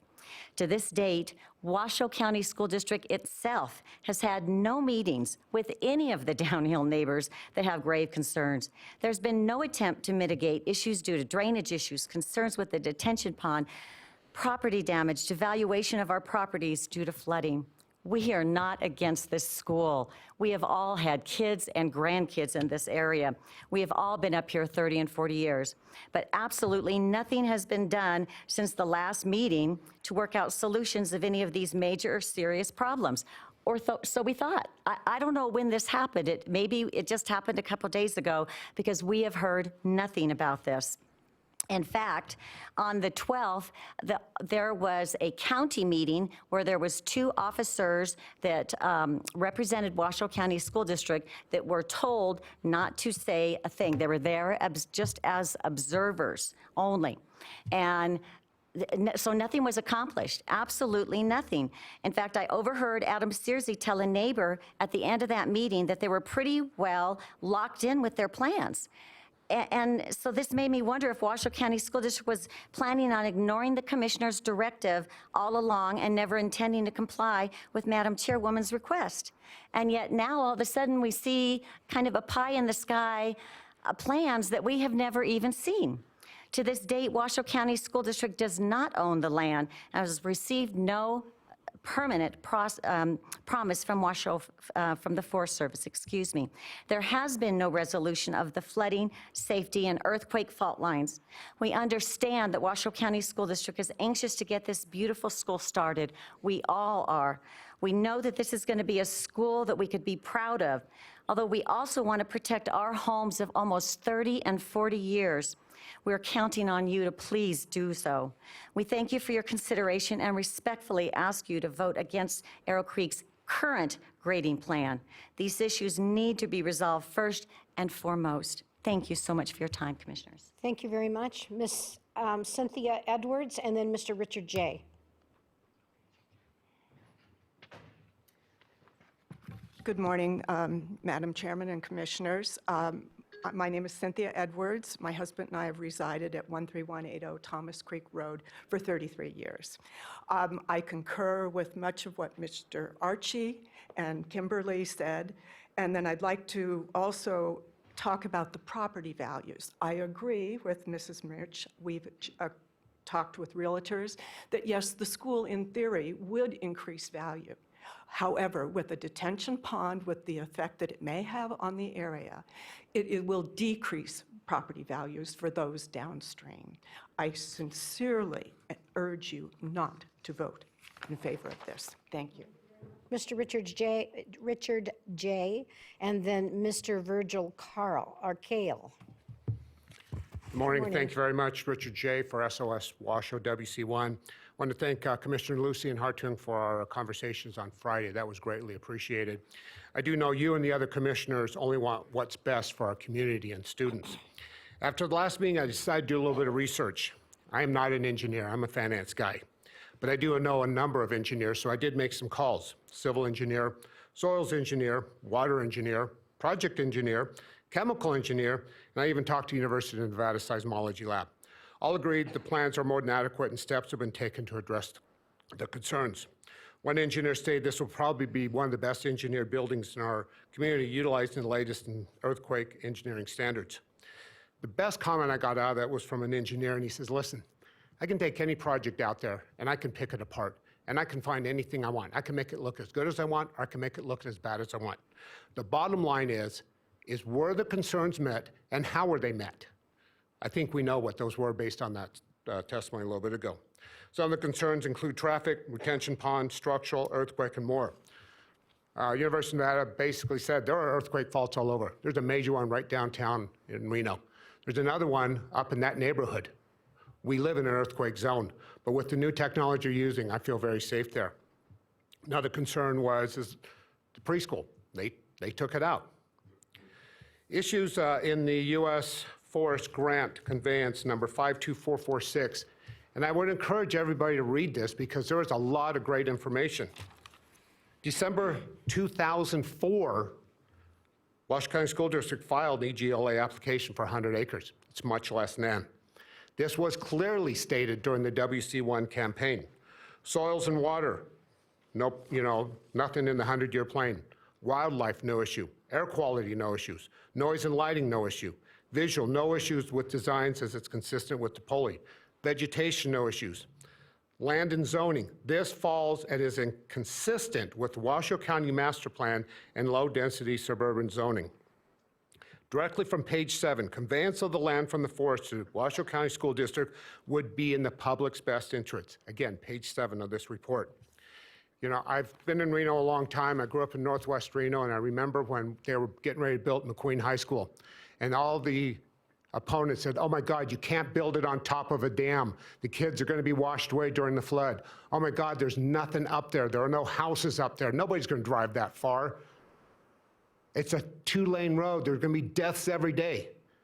That school opened in 1982, and to this day it's still there, and it's functioning just fine. Thank you very much. Have a great day. Thank you, Mr. J. Mr. Virgil Kale, and then Mr. John Geselin. Thank you for your time. I've been to a couple of these meetings, and what I see is some people, and I'm a baby boomer, but I'm on the young edge of the baby boom. I see these baby boomers whose parents were the greatest generation. They survived the Great Depression. They won World War II for us. Then when they came home, they had their families. They built schools all over this country for you guys. All over this country. They graded forests, they graded desert lands, they graded farmlands. They built schools for you guys. You guys have enjoyed the greatest economic prosperity this country has had through the Eisenhower administration, through the 60s and 70s. Then what'd you guys do? You went and burned your draft cards, you went and protested the war, burned the flag, and spit on our soldiers when they came back. Now you're older. You've done really well for yourselves. You live in a nice, rich neighborhood. It's like you have your SUVs, but you don't want the refinery. You want to have your big, giant house, but you don't want the nuclear power plant. You want to have the schools, but you don't want it in your backyard. We've done all this for you. These kids are the ones who are paying your Social Security right now, and you guys are bankrupting the Social Security system. Who's going to be paying for that? These kids are. And you guys are saying, well, no, we want to have the school, but we just don't want it where it is because of this and this and this. You guys know that's a bunch of hogwash. I mean, come on. It's just, we need it here in the area. It will help your property values. You know it will. Thank you for your time, guys. Thank you very much. Mr. John Geselin, did I even come close? Yes. And then Mr. Craig Meckley. Good morning. My name is John Geselin. I am a lawyer who represent Paula and Craig Meckley. I'd like to address 2 issues today, earthquake faults and drainage. The existence and location of the earthquake faults on this property are known, and it's not in dispute. What is unknown is the extent and the condition of those faults. And all we're asking is this commission, before they issue a special use permit, require the school district to trench these faults and do exactly what's required in the geotech report that the school district produced. To do a subsurface geotech investigation to find out what's going on with these faults. The drainage. The Meckleys and their neighborhood development on Companion Court existed there before the master plan of Washoe County was in existence in that area. Saddlehorn, Arrow Creek drainage was put onto this property, and the hardscape projected by this school will increase that surface drainage by a factor of 3. The Washoe County School District solution to this drainage is to put a detention basin squarely across the most active fault in the area. The earthquake fault investigation report prepared by the school district in their conclusion and recommendation says, in addition to being the most likely source of intense ground shaking in the future, the Mount Rose Fault poses multiple potential surface fault rupture hazards at and near the Arrow Creek Middle School site. We therefore recommend, in accordance with the NESC guidelines, that a subsurface geologic investigation of the project site be conducted to further evaluate the potential for surface fault rupture hazards. In 1980, the Nevada Supreme Court adopted what's called the reasonable use rule for surface drainage. And in a case called Clark County versus Powers, the Supreme Court laid out various factors relating to surface drainage. And then it concluded with this. It says the reasonable use rule allows for careful consideration of public and private concerns.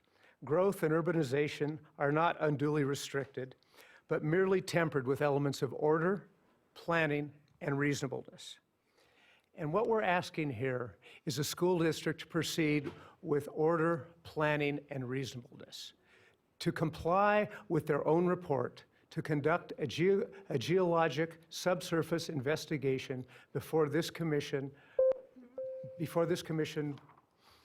issues a special use report. Thank you, Mr. And I submit Geslin. to you that this commission cannot make finding number 4 based on the facts of this. Thank you, Mr. Geslin. Thank you. Next is Mr. Craig Meckley, and then Mr. Jesse Bassett.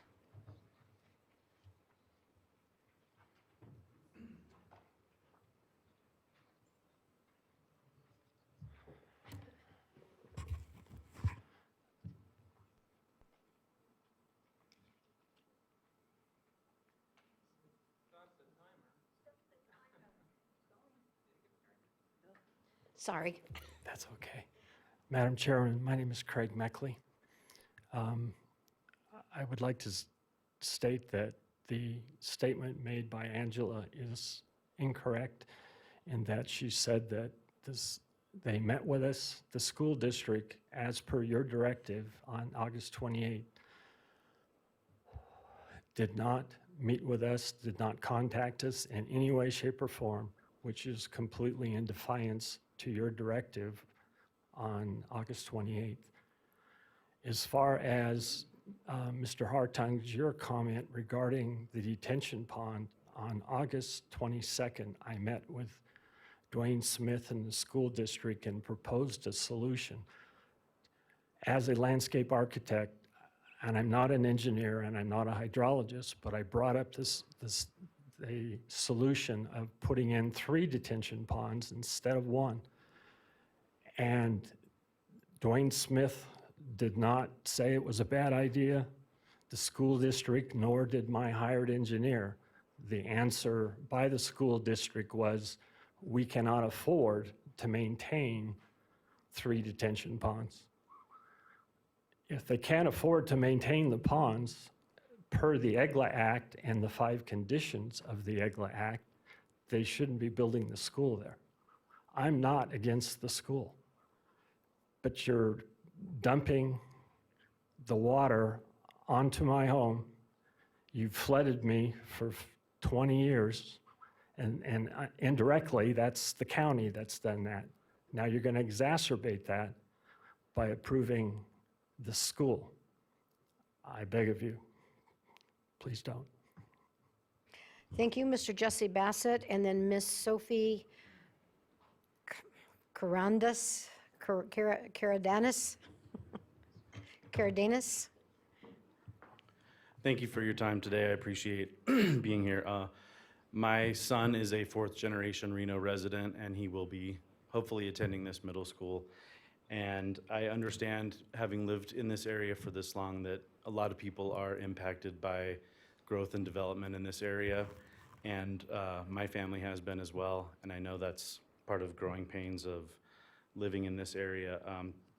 I urge all of you commissioners to get behind the will of the people that passed WC1, that wanted more infrastructure for schools in this area, and not hold up this process any longer, and approve the appeal of the denial of the permit. Thank you. Thank you. Miss Sophie Caradanis. Kara, oh, boy. Miss Sophie. And next is Mr. Dennis Ivans. Good afternoon, Commissioners. It's Sophie Cardenas. You're very close. I represent a resident of the Thomas Creek Estates. And right off the bat, I want to point out that I speak for, I believe, all residents of Thomas Creek Estates, that they don't have a problem with the construction of the school.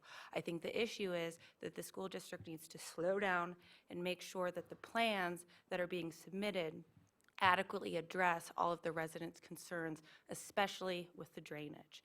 The biggest issue that we're facing is that the school district has admittedly stated that the plans that have been submitted as part of the special use permit are just conceptual plans. That's a big problem because those conceptual plans have a detention basin that lies over one of the most active fault lines in the area. The conceptual plan is also a big issue because it doesn't address how the school district is going to be able to maintain this detention basin that lies directly over an entire community that can hold 5,000 tons of water. The conceptual plan is also an issue because it doesn't address how any overflow is going to be diverted away from flooding the downstream residents that are already dealing with major flooding issues from the subdivisions up above. So, as the condition of approval for the special use permit, item 1A and 2A requires complete sets of plans. We don't have complete sets of plans yet for the residents or for you to sit and review to make sure that what is being approved is actually going to be even a possibility. There hasn't been a seismic study that has been completed that will either authorize or say it's a possibility for this detention basin to be placed where it is. So I'd ask the commissioners to say, well, what's the point of speeding along the approval of the special use permit when everything could be changed in a matter of weeks or months, depending on the results that take place after additional testing and investigation is completed. So I think what should take place is slow down, put on the brakes, have the school district complete their due diligence, get a seismic study completed, because at the meeting last week, the Washoe County, the Planning Division refused to condition the approval of the special use permit on the results of the seismic study, which is nonsensical. So I think we need to slow down, make sure that the plans are final so that everything, we know what we're approving before you go forward with the approval of the special use permit. That's all. Thank you. Thank you very much. Mr. Dennis Ivans and then Miss Terry Green. Good afternoon. My name is Dennis Ivans, and I have been an Arrow Creek resident since 2003. I am a parent of a fifth grader at Huntsberger Elementary, and I was the past treasurer for the Huntsberger PTA. While there are many parents here this morning in support of this school, and most of the parents I know supporting the school can't be here because they're at work. So I am here voicing for some of them at least. There's no debate that a middle school is needed in South Reno. Everybody seems to agree with that. The Washoe County School District, from everything I've heard, considers this site ideal regardless of costs. The Forest Service wants to get rid of this landlocked piece of property, so it will be used for something, and this is a wonderful thing to use it for from my perspective. I am confident that the county staff and the Washoe County School District will work with the local residents that have legitimate concerns to mitigate any problems, and from everything I've heard, it sounds like a battle of potential engineers and consultants. You know, these issues, it'll be better for water drainage, and, you know, engineers can debate this, the staff will consider it, but it's going to be better off than it exists now going into the future. As a local resident, I will personally benefit from the road improvements, both in daily commute and, you know, I don't think I've heard people bring up, you know, what about for a fire? Well, everyone will benefit. If there was an evacuation needed, these road improvements will benefit everyone, local residents included. So that's all. I just want you to please vote to approve this special use permit, and I appreciate your time. Thank you. Thank you very much. Ms. Terry Green and then Ms. Gina Batcher.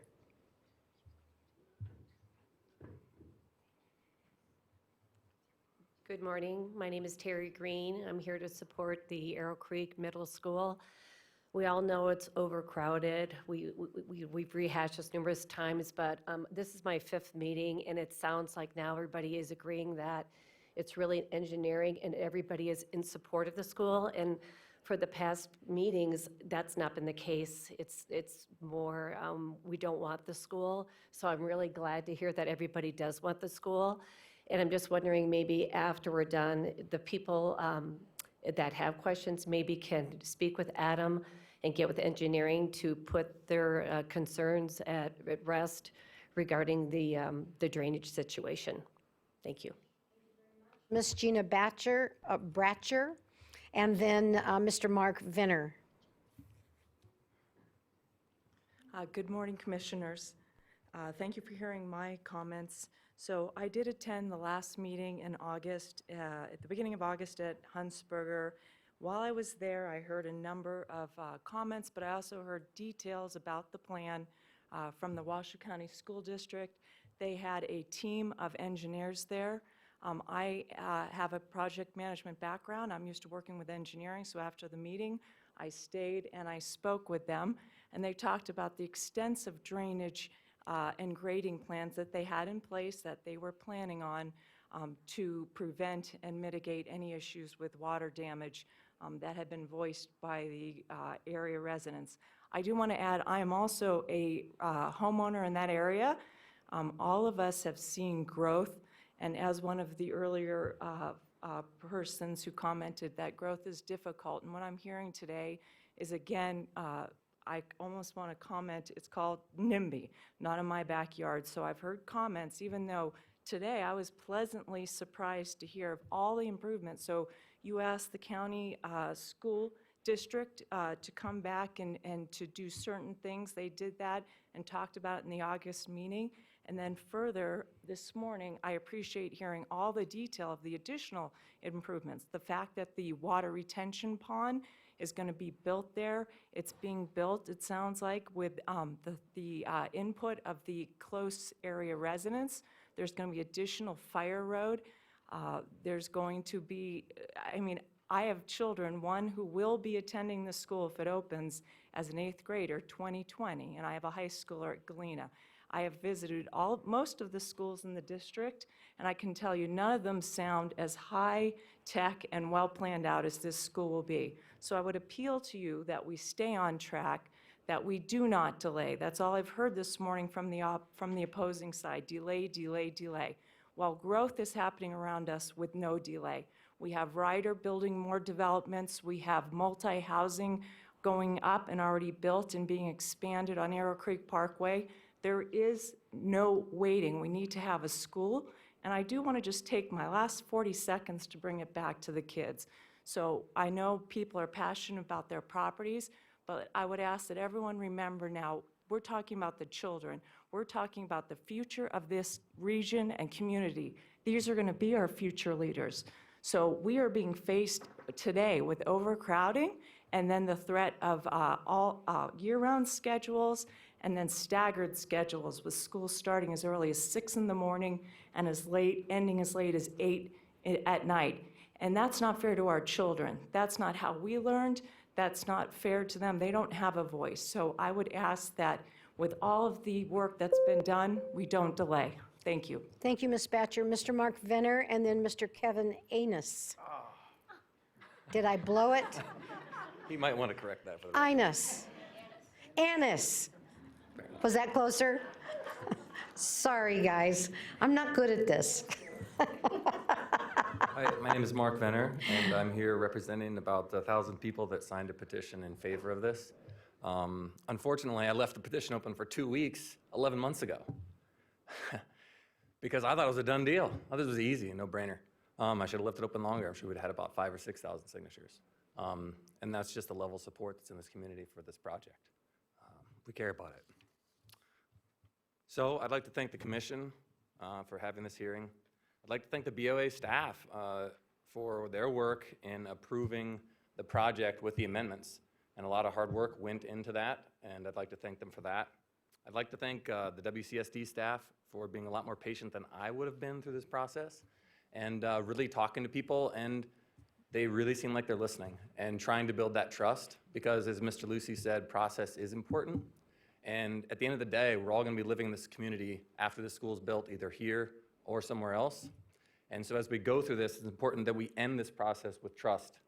And I think that's really the core problem right now. It's not the drainage, it's not the traffic, it's that some people don't trust WCSD when they say it's gonna reduce drainage by 50%. They don't trust them. So I think we should focus on rebuilding that trust, because I don't think the WCSD folks wanna see your houses flood. I don't think they wanna see the kids' school blow up in an earthquake. You know, nobody's out here trying to mess it up. They're out there trying to do a good job and trying to build a great school for our community. So I would also like to note that travel time right now for students to Pine can be an hour and a half each way. So kids can get picked up at 6:08 a.m. School starts at 7:30 with the first bell ringing at 7:20. So that's a bigger commute than most people maybe in San Francisco have. And we're doing that to our kids. I would also like to say that I agree with the people when they talk about where they're gonna live. I know people that pick a certain community and they choose to commute 45 minutes each way for the adults so the kids don't have to. And so I would just encourage everybody that has issues with it to come together as part of a community and part of a team and see what sacrifices they can make to make the community better as a whole. 57% of the voters passed WC1 2 years ago. So slow down. Whoa, 2 years. We identified this land a year ago.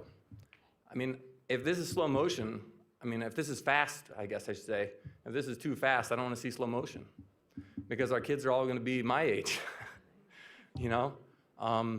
So thank you for your time, and thank you to those that brought up the concerns, because I do think that the project is a lot better now because of those concerns being brought up, and I really appreciate that too. All right, thanks.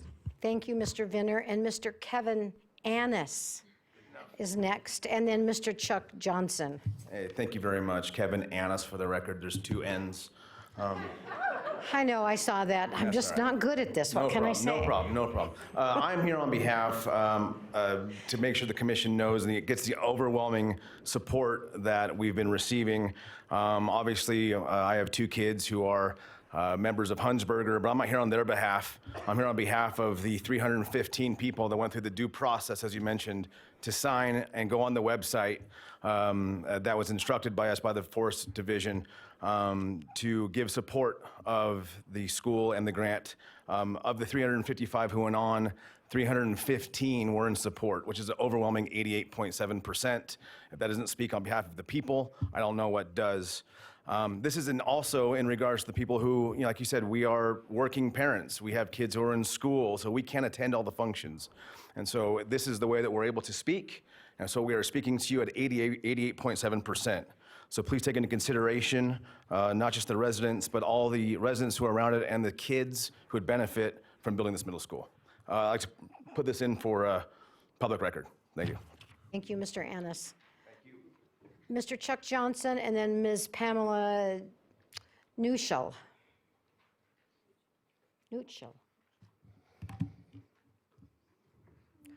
Hello, Mr. Johnson. Thank you, Madam Chairman. My name is Chuck Johnson. I'm a resident in very close proximity to the school, and I might add on the downstream side. My wife and I, who's a former school teacher, and we both volunteer here in the school district, are pro-school, absolutely pro-school. We're raising a grandson who currently goes to Lens and lives with us. There's nothing more than I'd rather see than him walk about 5 minutes to school rather than to be bused for an hour like our granddaughter was down to Pine. The school's long overdue, without question. The people that are immediately impacted on the downstream side that abut the school are my neighbors. And they have a lot of concern, and I appreciate that concern. With that said, on August 28th, this commission did direct the school district to meet with the immediate area residents to view firsthand and attempt to resolve and mitigate their concerns with the drainage problems. This has not happened.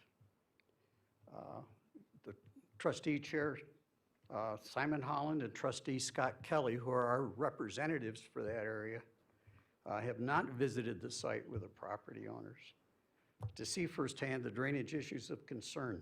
Their staff reports are the only information they have concerning this problem. And Commissioner Lucy, at least 12 people have contacted you to please come out and visit that site with them. And to date, I don't believe that's happened. Our elected representatives have a fiduciary responsibility to educate themselves of all of the facts before authorizing the expenditure of many millions of dollars and finalization of these construction plans. The neighbors immediately adjacent to the proposed site did not object to the school. And I want to emphasize that to many people that I know and my kids play baseball with who want this school. We want it. Please speak into the microphone so the record can catch you. We want that school, but we don't want to have to flood the immediate neighbors of it.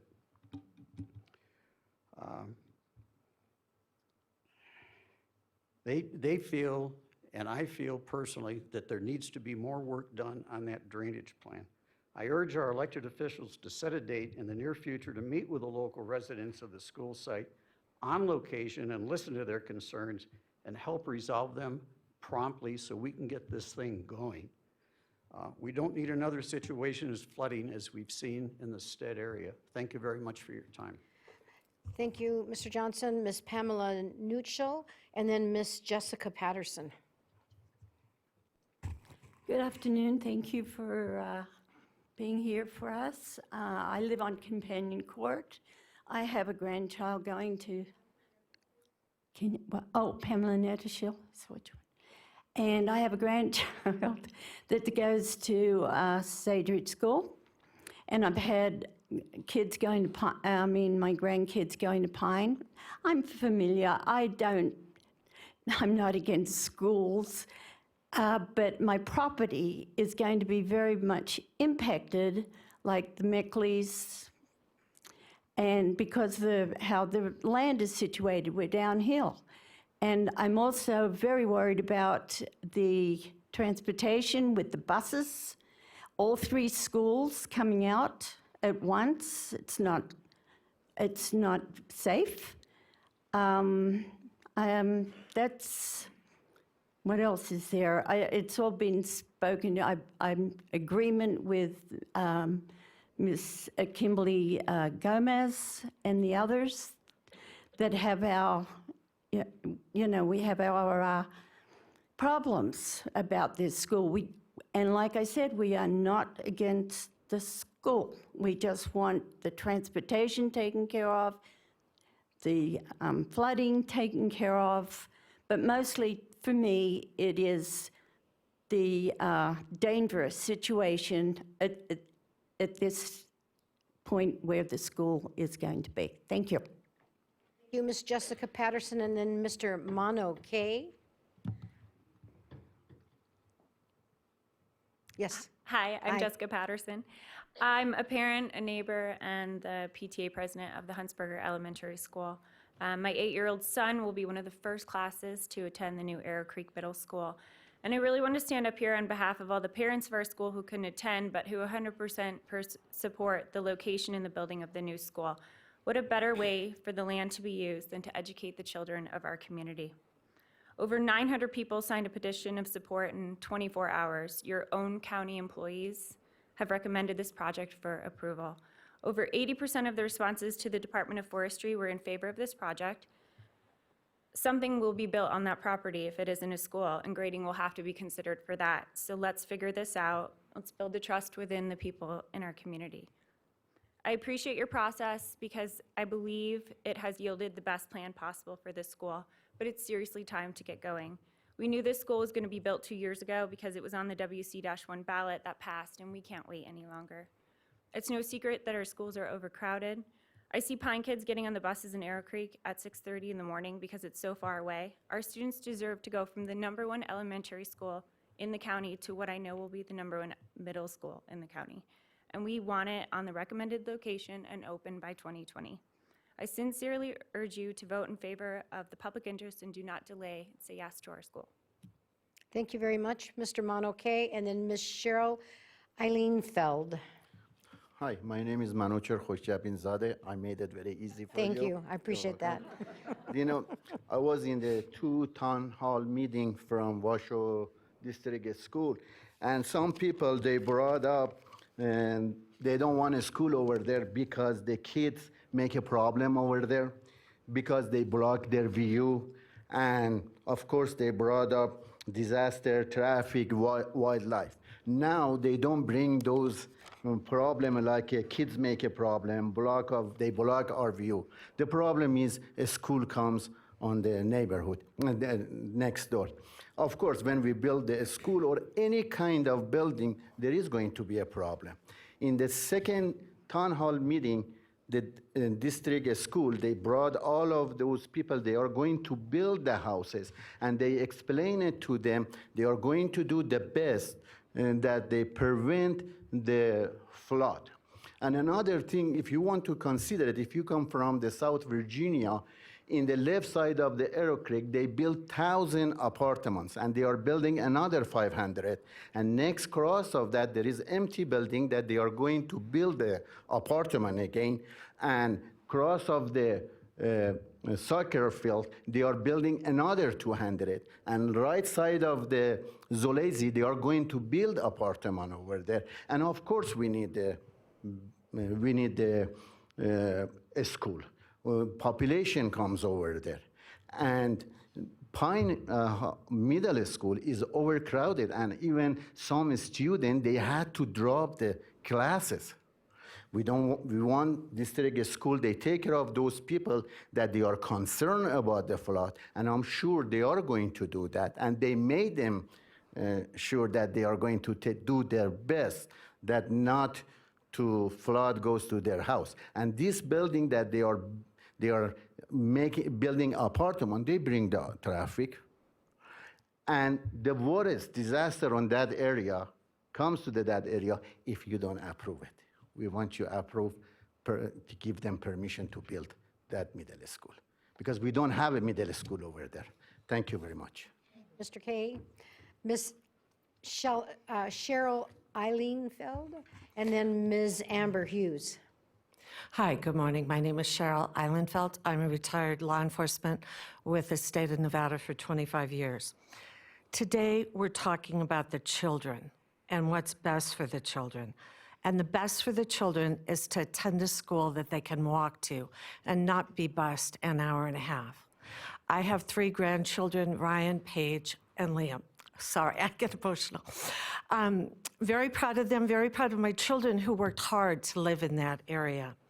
In the interest of children, I urge you to vote for the new school. It's the right thing to do. So let's get on and build the school. Thank you. Thank you very much. Ms. Amber Hughes, and then Ms. Donna Santos.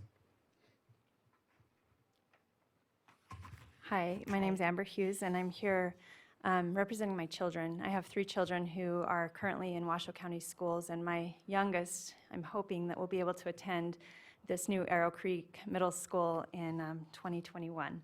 So I'm counting on you as my representatives to pass this measure. I want to just comment in support of the proposed Arrow Creek Middle School. And I think that we all understand that we need middle schools. That's been demonstrated here. We are so overcrowded. My oldest is at Pine, and it's going in there is like stepping into a can of sardines. And I know that DePoley's even worse than that. So I think that's not a question. But the thing that needs to happen is that this is a very time-sensitive matter. Our children are growing up. They are growing up in a society that they don't see values their education. And I think that that is a really important thing to show them, is that we know that they're our future. They're our future doctors, lawyers, business people, lawmakers, and we need to show them that we value their education by passing this in a time-prudent manner. And I think it's been demonstrated that the Washoe County School District has really stepped up above and beyond what they're expected to do. I look at all the development that's going around in our area, and truly none of these developers have been held to as high of a standard. And I think that that's something we need to take into consideration. They have met and exceeded all of the standards and requests that have been brought to them, and I give them congratulations for doing that. Their changes, as demonstrated, would improve traffic in that area. It would improve fire access. My husband's a fireman, and we know these things. And fire in our area is a greater risk than earthquake or flooding. I hope we would all agree on that. And so these things would be improved, as well as the flooding potential for the neighborhoods downstream would be improved with these plans that have been drawn up and proposed. So I think that the developers in these neighborhoods didn't take into account this fault line when they put the development there either. And the fault line existed before the neighborhood too. So I think that we all need to come to a point where we can approve this measure and move forward as soon as possible, because our children's education does depend on it. And please keep the faith of those who voted 2 years ago for WC1 and move forward as soon as possible with this measure. Thank you. Very much. Ms. Donna Santos and then Mr. David Golish. Madam Chair, Yes. Ms. Santos was here earlier and she had to leave, but she did submit some written comments with concerns about the school. Okay. So I will put that in the public record for you. All right, and then we'll go to Mr. David Golish and then Mr. Joe Ernst. Hi, good Hi. morning. I'm David Golish. Thank you for your time. So I'm here as a parent, as someone in support of this Arrow Creek Middle School project. I have 2 children, 4th and 5th grade, that go to Lenz Elementary. And yes, if this is approved, they would be able to start in 2020 at the new middle school. And I know there's a lot of supporters here because this is for the children. That's why we're here, in support of our children, so they can get the education. The Washoe County School District is doing, I think, their due diligence to, improve, build the schools,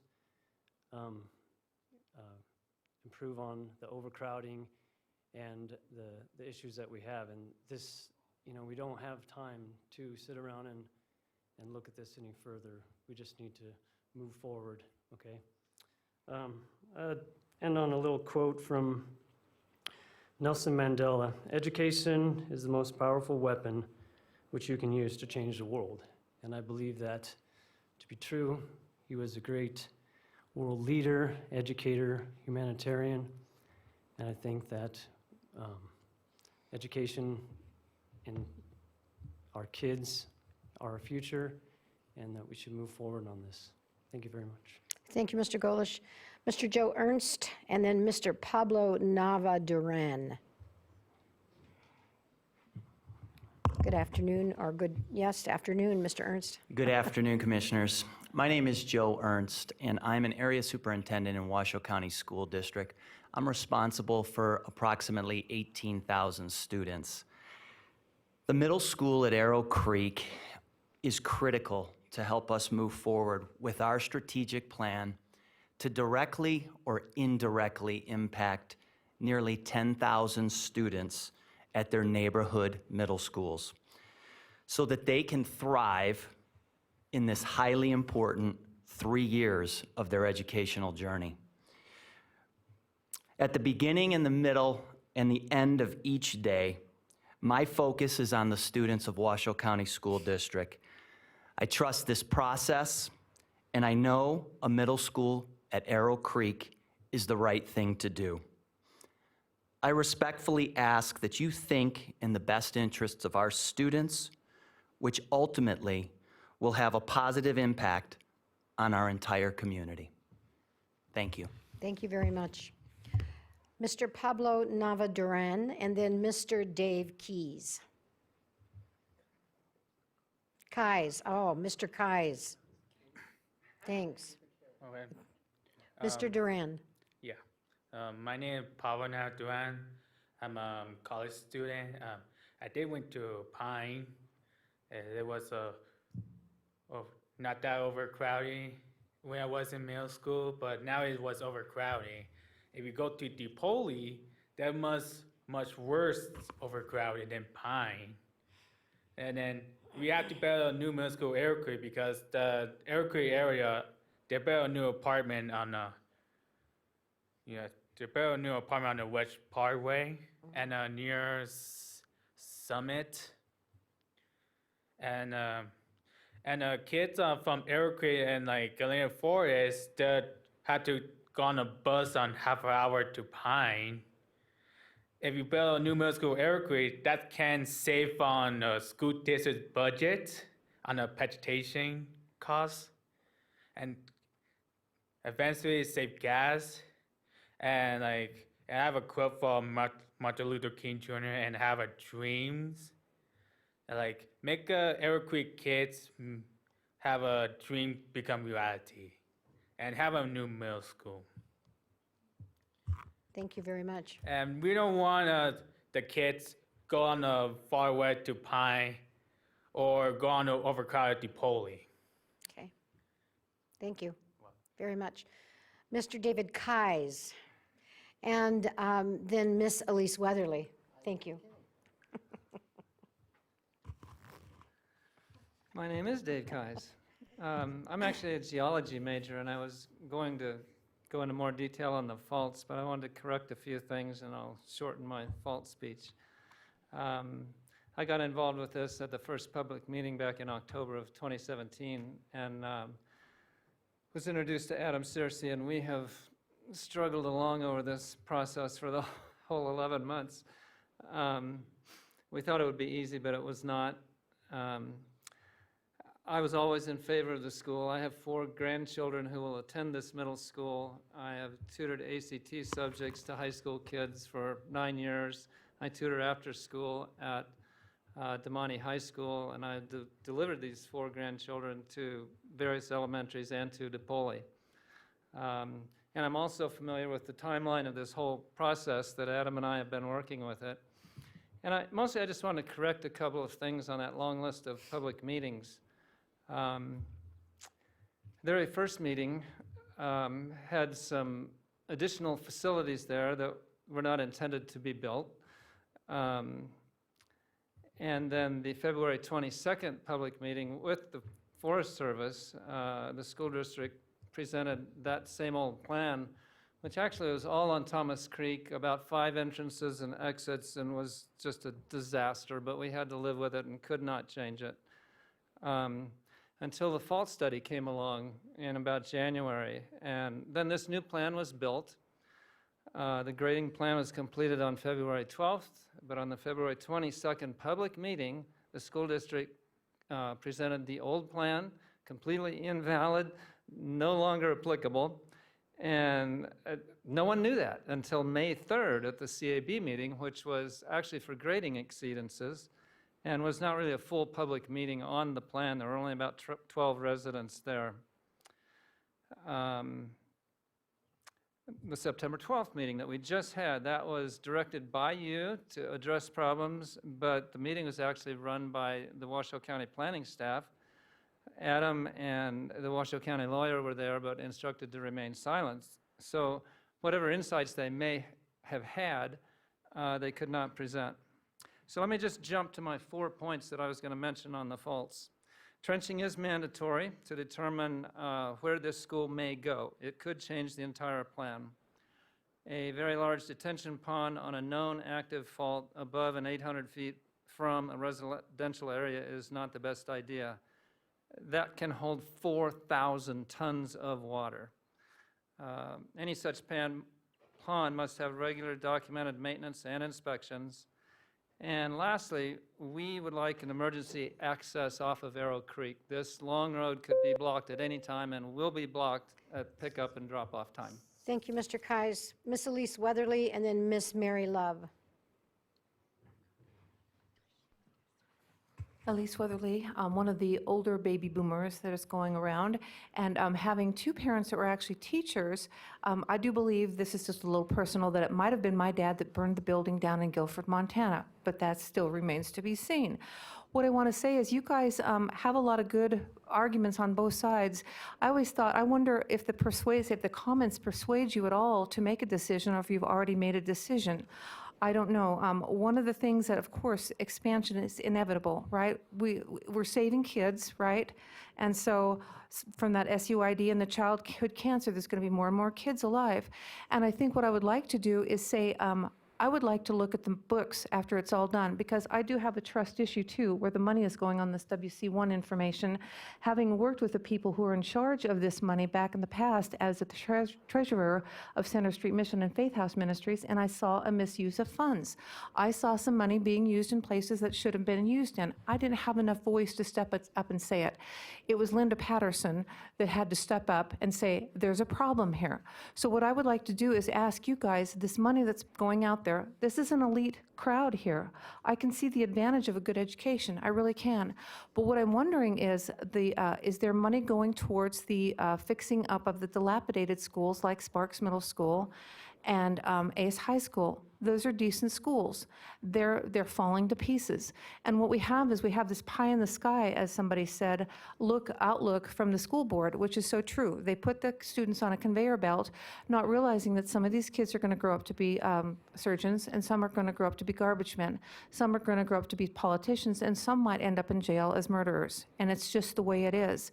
So what I'm hoping is that we can take a look at the kids, because they are our future. And I keep telling the kid that lives with me, I tell him, we're looking out for your future. Look out for your own future too, because I'm really selfish. I'm going to look out for you before I'm going to look out for anybody else. It's just the way it is. So I would probably be, if I was on the board, I would probably be running away right now, because I would not want to have to make this decision that you guys have to make. And I'm wondering too how much facts you put into this, if you're going to weigh the comments, decide who's telling the truth, which way is the best way to go, because you are going forward for the kids. And Mr. Ivins made a statement that he said a guarantee of communication with the residents from the school board and you guys. But the problem is that I have dealt with the school board and I do not trust them. Okay, they do not seem to be about the kids. They seem to be about their own name and everything. And how much of a deficit is the school board going to run into in the next year? Is it 3 million? I can't remember exactly what was said. But I will say, if I were one of you guys, I would listen to Jeff Church. I would listen to John Eppolito. I would look out for the future of the kids, and I would put the money in the appropriate places. Thank you. Thank you, Ms. Weatherly. Next is Ms. Mary Love, and then Ms. Shelley Watson.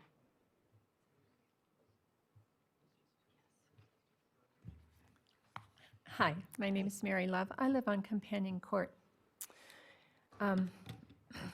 Washoe County School District have not contacted the homeowners who will be impacted by this detention pond, even when directed to do so by the county commissioners.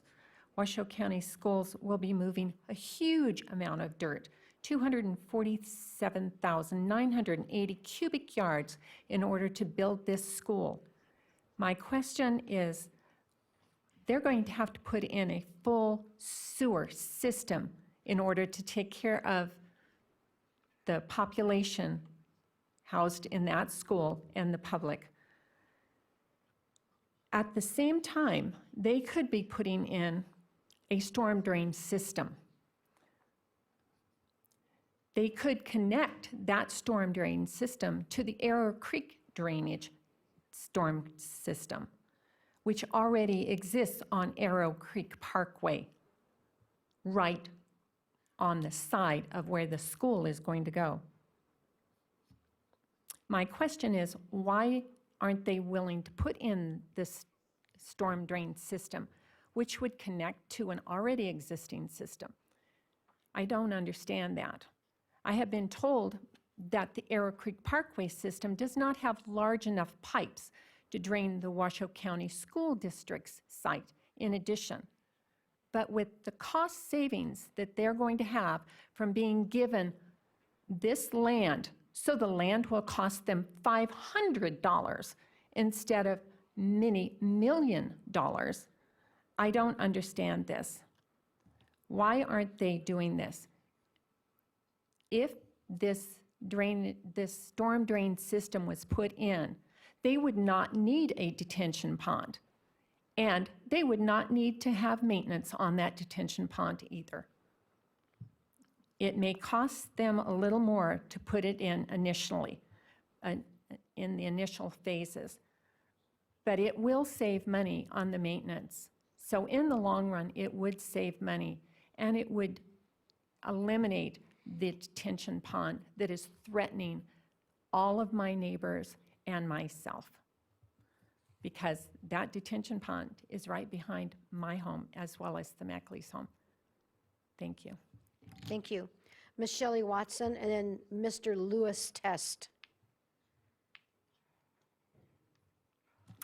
Hi, my name is Shelley Watson, and I appreciate your time today. I would like to speak in favor of this school and this process being moved along speedily. I think a new school is well overdue, considering that there's only been one school built in South Reno since Pine Middle School, and that was 50 years ago. So obviously the population is growing faster than we can accommodate our children, and they are our future, and I feel like we need to really recognize that this needing of this school is very, it's urgent. We need it so much. I can appreciate the comments that have been made in opposition as well. It sounds to me like the school has done a very great job in meeting the requests that you've had and in looking at traffic and seismology and all of these things. It sounds like they have really done their homework. I realize that there's probably still a few concerns, and if I lived below there, I would be concerned about flooding as well.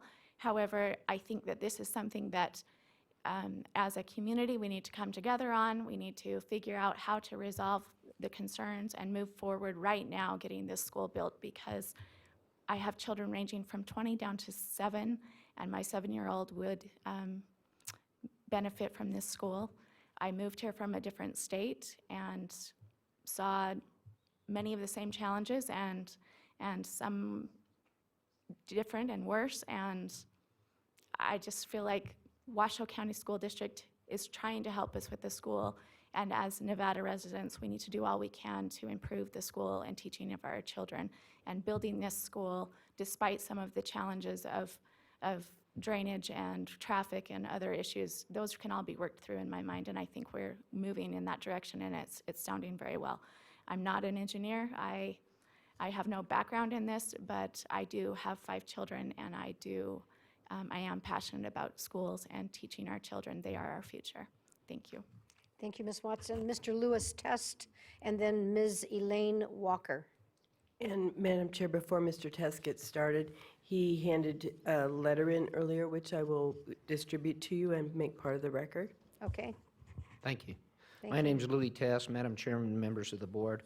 I got involved in this issue in July after the Board of Adjustment made their findings that they didn't feel there was sufficient evidence to approve the special use permit because they couldn't make certain findings. Since that period of time, I've learned an awful lot. The first thing is, everybody that I've talked to is in favor of moving forward with this school. Everybody that I've talked to.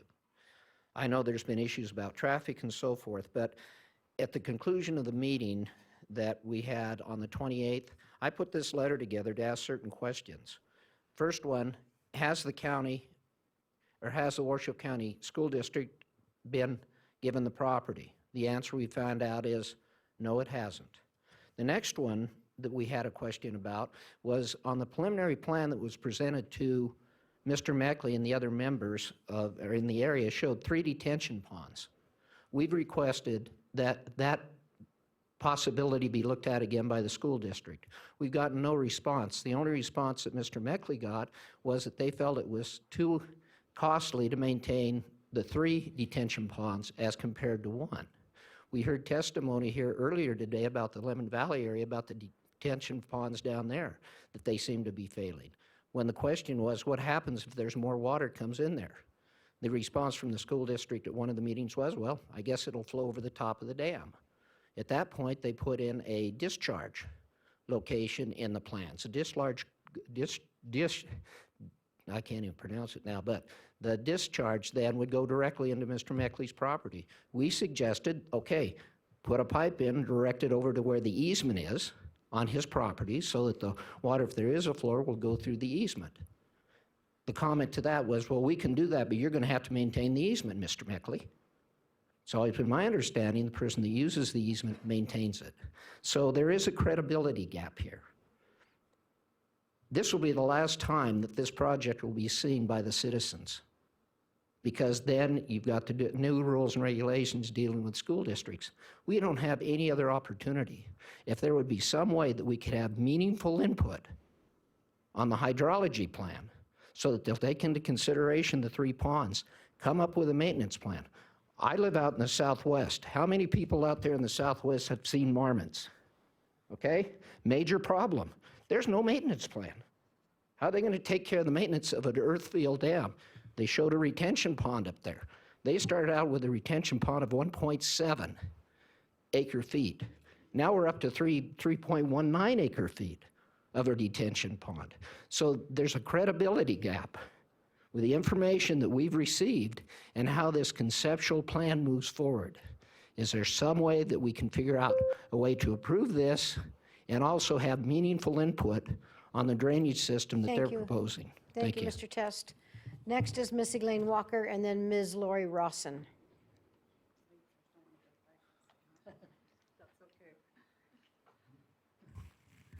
Good afternoon. My name is Elaine Walker. I live on Thomas Creek Road. I've lived there since 1985. I'm in favor of the school. My kids went to Pine. I know the commute very well. We chose to send our kids to Little Flower, then they went to Minogue, okay? I balked the system. I sent my children to other educational areas. We have a great kind of Washoe County School District. I was actively involved. I was PTA president in 1992 at Elizabeth Lenz Elementary School. There's a mom sitting here who was at the school when I was PTA president. I did my best to take care of moms and dads who had to work because my husband afforded me the benefit to be able to stay home, raise my children, do the volunteering thing. I am in favor of the school. Is it going to impact my neighborhood? You all tell me it is not going to. You all tell me it's not going to affect my property value when I have to tell a realtor that I have a levee 3.5 acres wide that's collecting water from Saddlehorn, this school, Arrow Creek as well. I love children. I have 2 little granddaughters. I left golf so I could take care of one of them during my golf season last year. My golf game sucks right now. I love children. I am tired of these people telling me what I think, what I feel, what I know, what I do. Will I be able to get homeowners insurance now for flooding? When my property was approved to be built for my home in 1985, I have a driveway that goes and slopes down. We just had them pave the front of on Thomas Creek yesterday. And I had to go all the way around, up Arrow Creek, down Arrow Creek, up Zalesi. I got to visit the whole neighborhood. I know we're impacted. I know we need a new middle school. But I don't want these people to think that I don't want it, and the way that they're pushing it through. Take the time. I don't know these people. They've never been to my home. They've never had a meeting in my living room. I would welcome any of them to find out what I have to deal with. Thank you. Ms. Lori Rawson.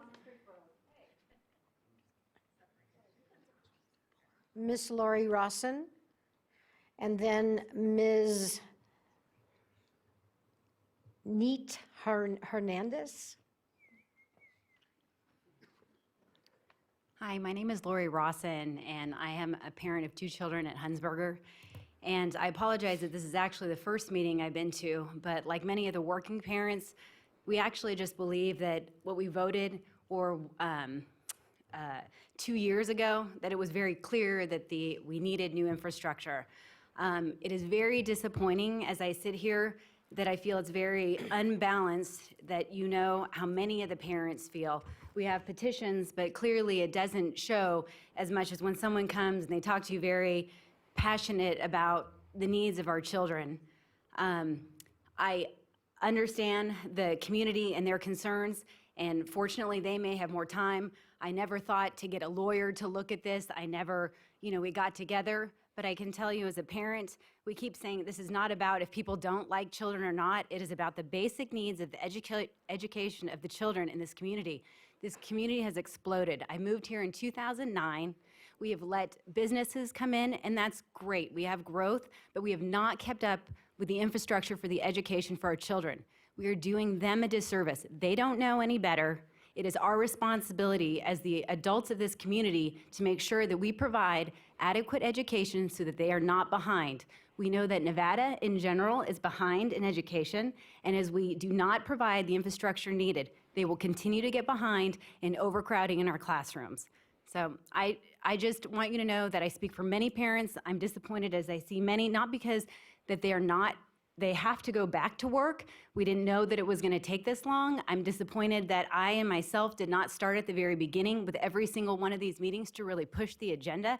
But I can tell you, as I hear that this is going to be delayed again, and we have children that need this school, that I am here taking the time out of my workday, and I've heard a lot of credentials. I'm a physician. It shouldn't matter. I'm not an engineer who knows these. I have to trust that the people who have these positions have done their due diligence and then support that.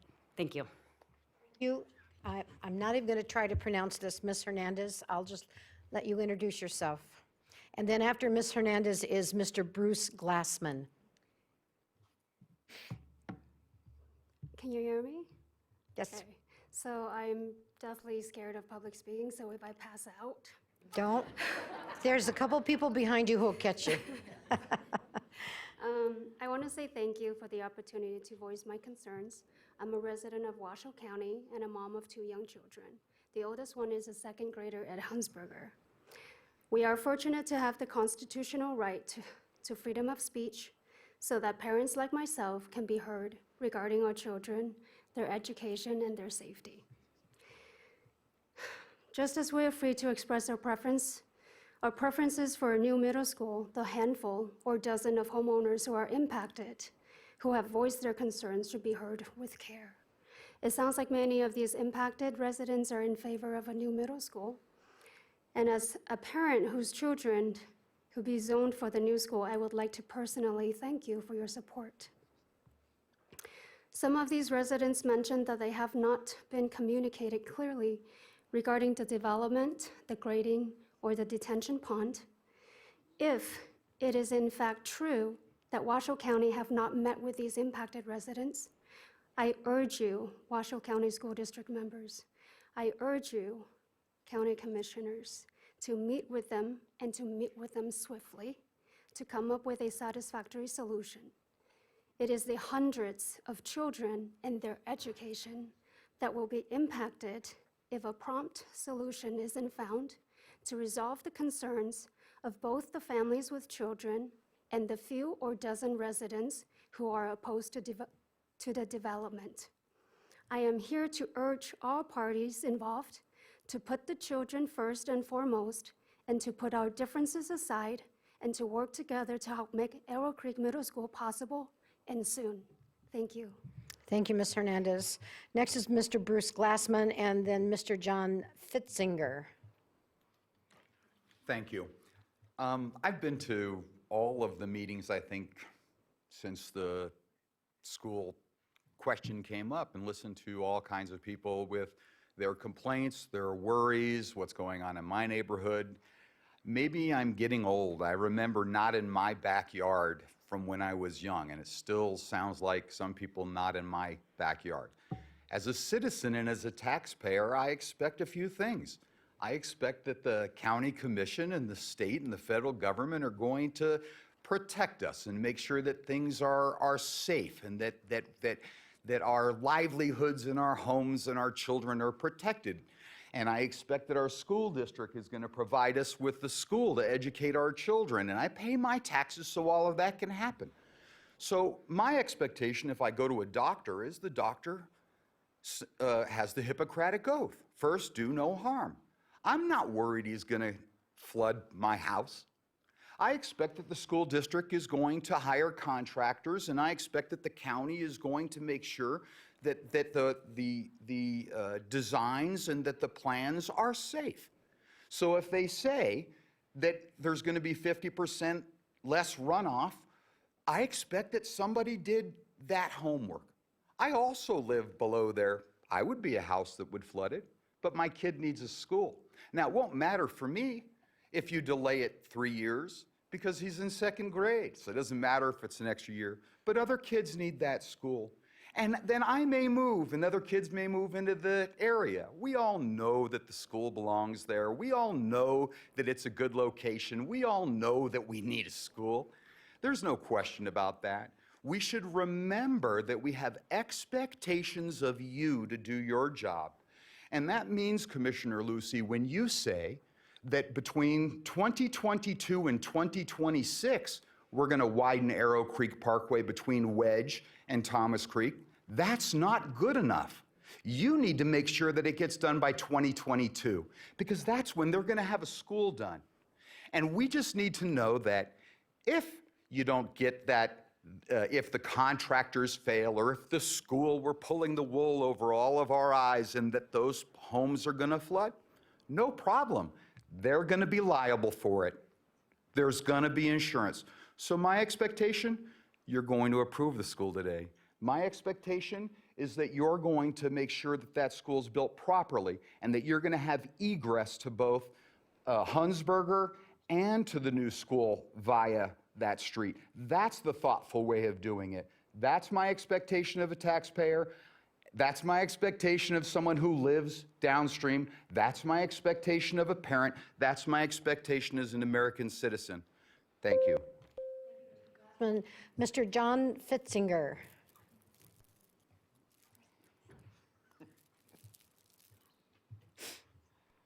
Good afternoon and thank you. My name is John Fritzinger. I have a 7 and a 10-year-old, 2 boys attending Hunsberger. My 4th grader will be one of the first classmates to potentially participate in this school when it's constructed. So obviously played my hand. I'm in total support of this school. I've been to many community meetings. I've seen the opposition. I've seen the growing population of seismologists and hydrologist engineers in the community. And I have total belief in the school district and the county commissioners to get this done right. I think the gentleman before me said it extremely well. I have trust in this process. I respect the opposition, and I think we can get it done. Thank you very much. Thank you very much. I see no more public comment on my list. Let me ask, since there are a large number. Madam Chair, I'm sorry, I have one more document to put on the record. Okay. It is an email you forwarded to me last week from Doug Clemens. He was in support of the school district. Thank and I you. will put it on the record for you. Thank you. Thank you very much, and I want to just make the offer out there, if there's anyone who did not get to testify, who didn't sign up, who would like to come forward and testify, please do so now. Seeing nobody, we will close public comment and bring this back to the board.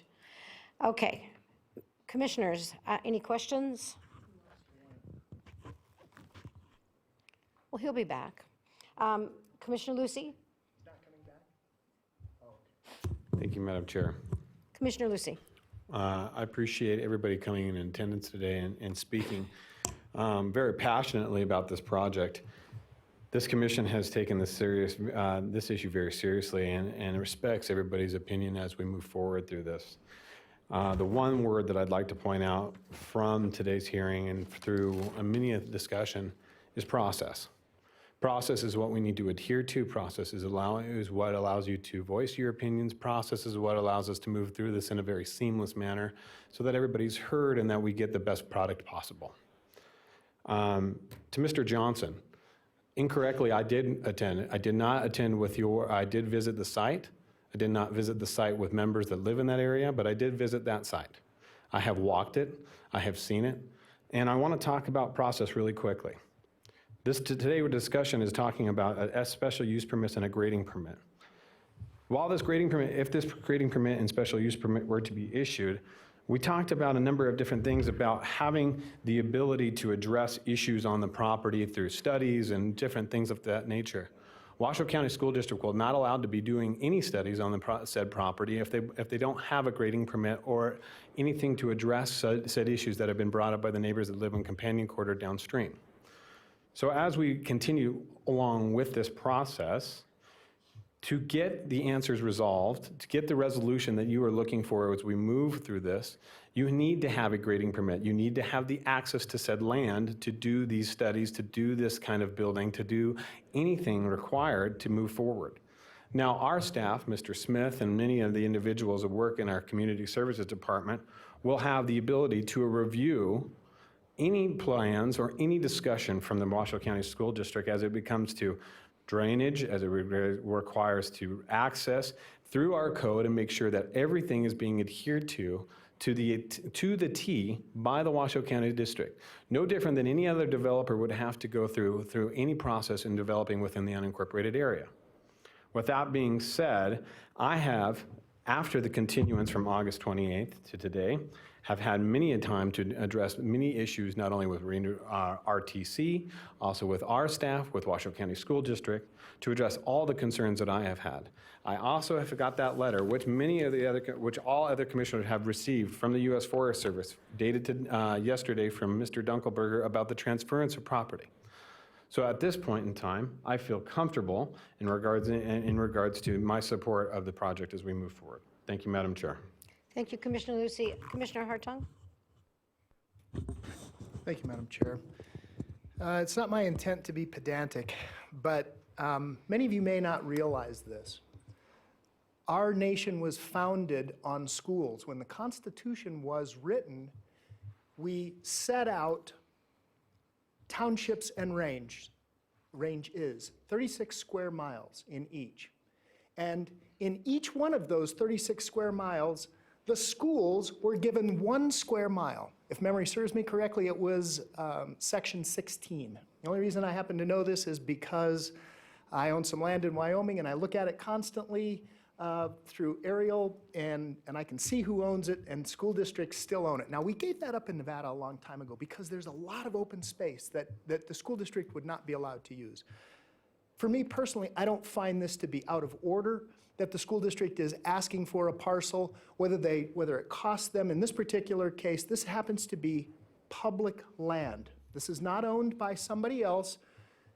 You know, it's not something right now that we're taking away from, other than perhaps it's some open space, but it's still public land, and it is for the good of the public. That said, some people have talked about concerns with overcrowding. My kids are 29 and 31. There was overcrowding then. We had to go on multi-track. So this is not a new issue. But that doesn't mean that I'm not intent on constantly trying to solve that, because class size does certainly matter, but also parent involvement matters. And what I see in front of me is a whole bunch of parents who are involved, and I love that. When you're involved in your kids' education, you get great outcomes. That's a key for me. I promise you. You stay involved, you'll get great outcomes. So let me talk to Mr. Smith. Can you come up for just a moment, if I may, Madam Chair? Certainly. Mr. Smith, Commissioner Lucy appropriately brought up process and timing. Talk to me a moment about process and timing. What's going to happen here? Good afternoon. Yes. Good afternoon. For the record, Dwayne Smith. I'm the Director of Engineering and Capital Projects, and I serve as your county engineer. So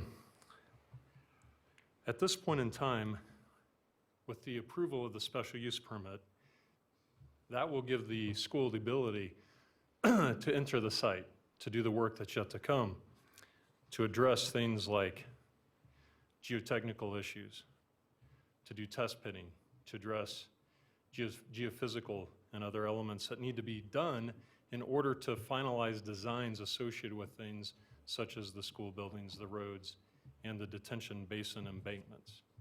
So ultimately, after this, if approved, that will come to my department.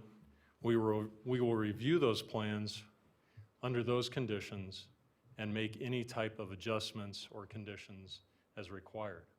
One of the things that we've heard, and not unlike other projects, we will also condition them to have, and I'm speaking specifically to the detention basin embankment and to that stormwater facilities, we will require an operation, maintenance, and inspection plan to go along with that.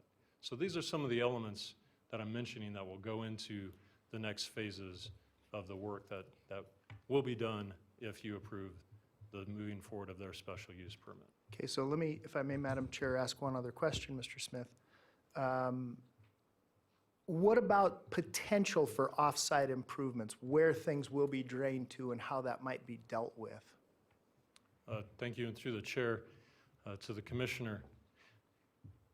This project, and I'm not advocating for the project, I've met with Mr. Meckley and with his engineer. We recognize that there is an existing condition regarding drainage. And with this project, those drainage issues can be enhanced, and based on the work that the school district's consultant has done, they have demonstrated that with their on-site stormwater approach, they will be able to effectively reduce off-site flows under design conditions. I think there can always be some additional work done to look at those off-site conditions regarding those DIs that have been referred to and that culvert pipe underneath Arrow Creek Parkway. So while I think the basis, the design approach, the work that has been done to date is sound, and in my professional opinion, I concur with it, I think there's still always an opportunity to continue to have those discussions. And I think that I have seen demonstrated that there is a desire to continue to have those discussions. If there are changes, those changes will come through, again, a permit review process, a building permit review. Okay. And we'll address those issues, That's- then looking for those opportunities. That's what I wanted to get to. Okay, so there's still a permit review process. Perfect. Talk just briefly, if I get one more question, Madam Chair, I think that this is important. I don't want people to think that we've taken this lightly, because we have not. This is not easy sitting up here making decisions either for or against. We get it, believe it or not, we really do get it. So talk about seismic issues and the requirement of a seismic study or possible trenching. And by the way, just for the record, I've lived in my house for 31 years and have had earthquake insurance since day one. So we live in a seismically active area. This is nothing new. It's just the way it is. It is not if we were going to have an earthquake. Sadly, it is when. So, Mr. Smith. Again, through the chair to the commissioner, yes, this, like any other project, will be required to follow Washoe County Building Code and make sure that they go through a rigorous process to identify existing fault lines, fault structures, and through that identification, develop a report that's submitted along with their building permit, and we review that for conformance for things like setbacks, for instance, that will be then incorporated into that final design.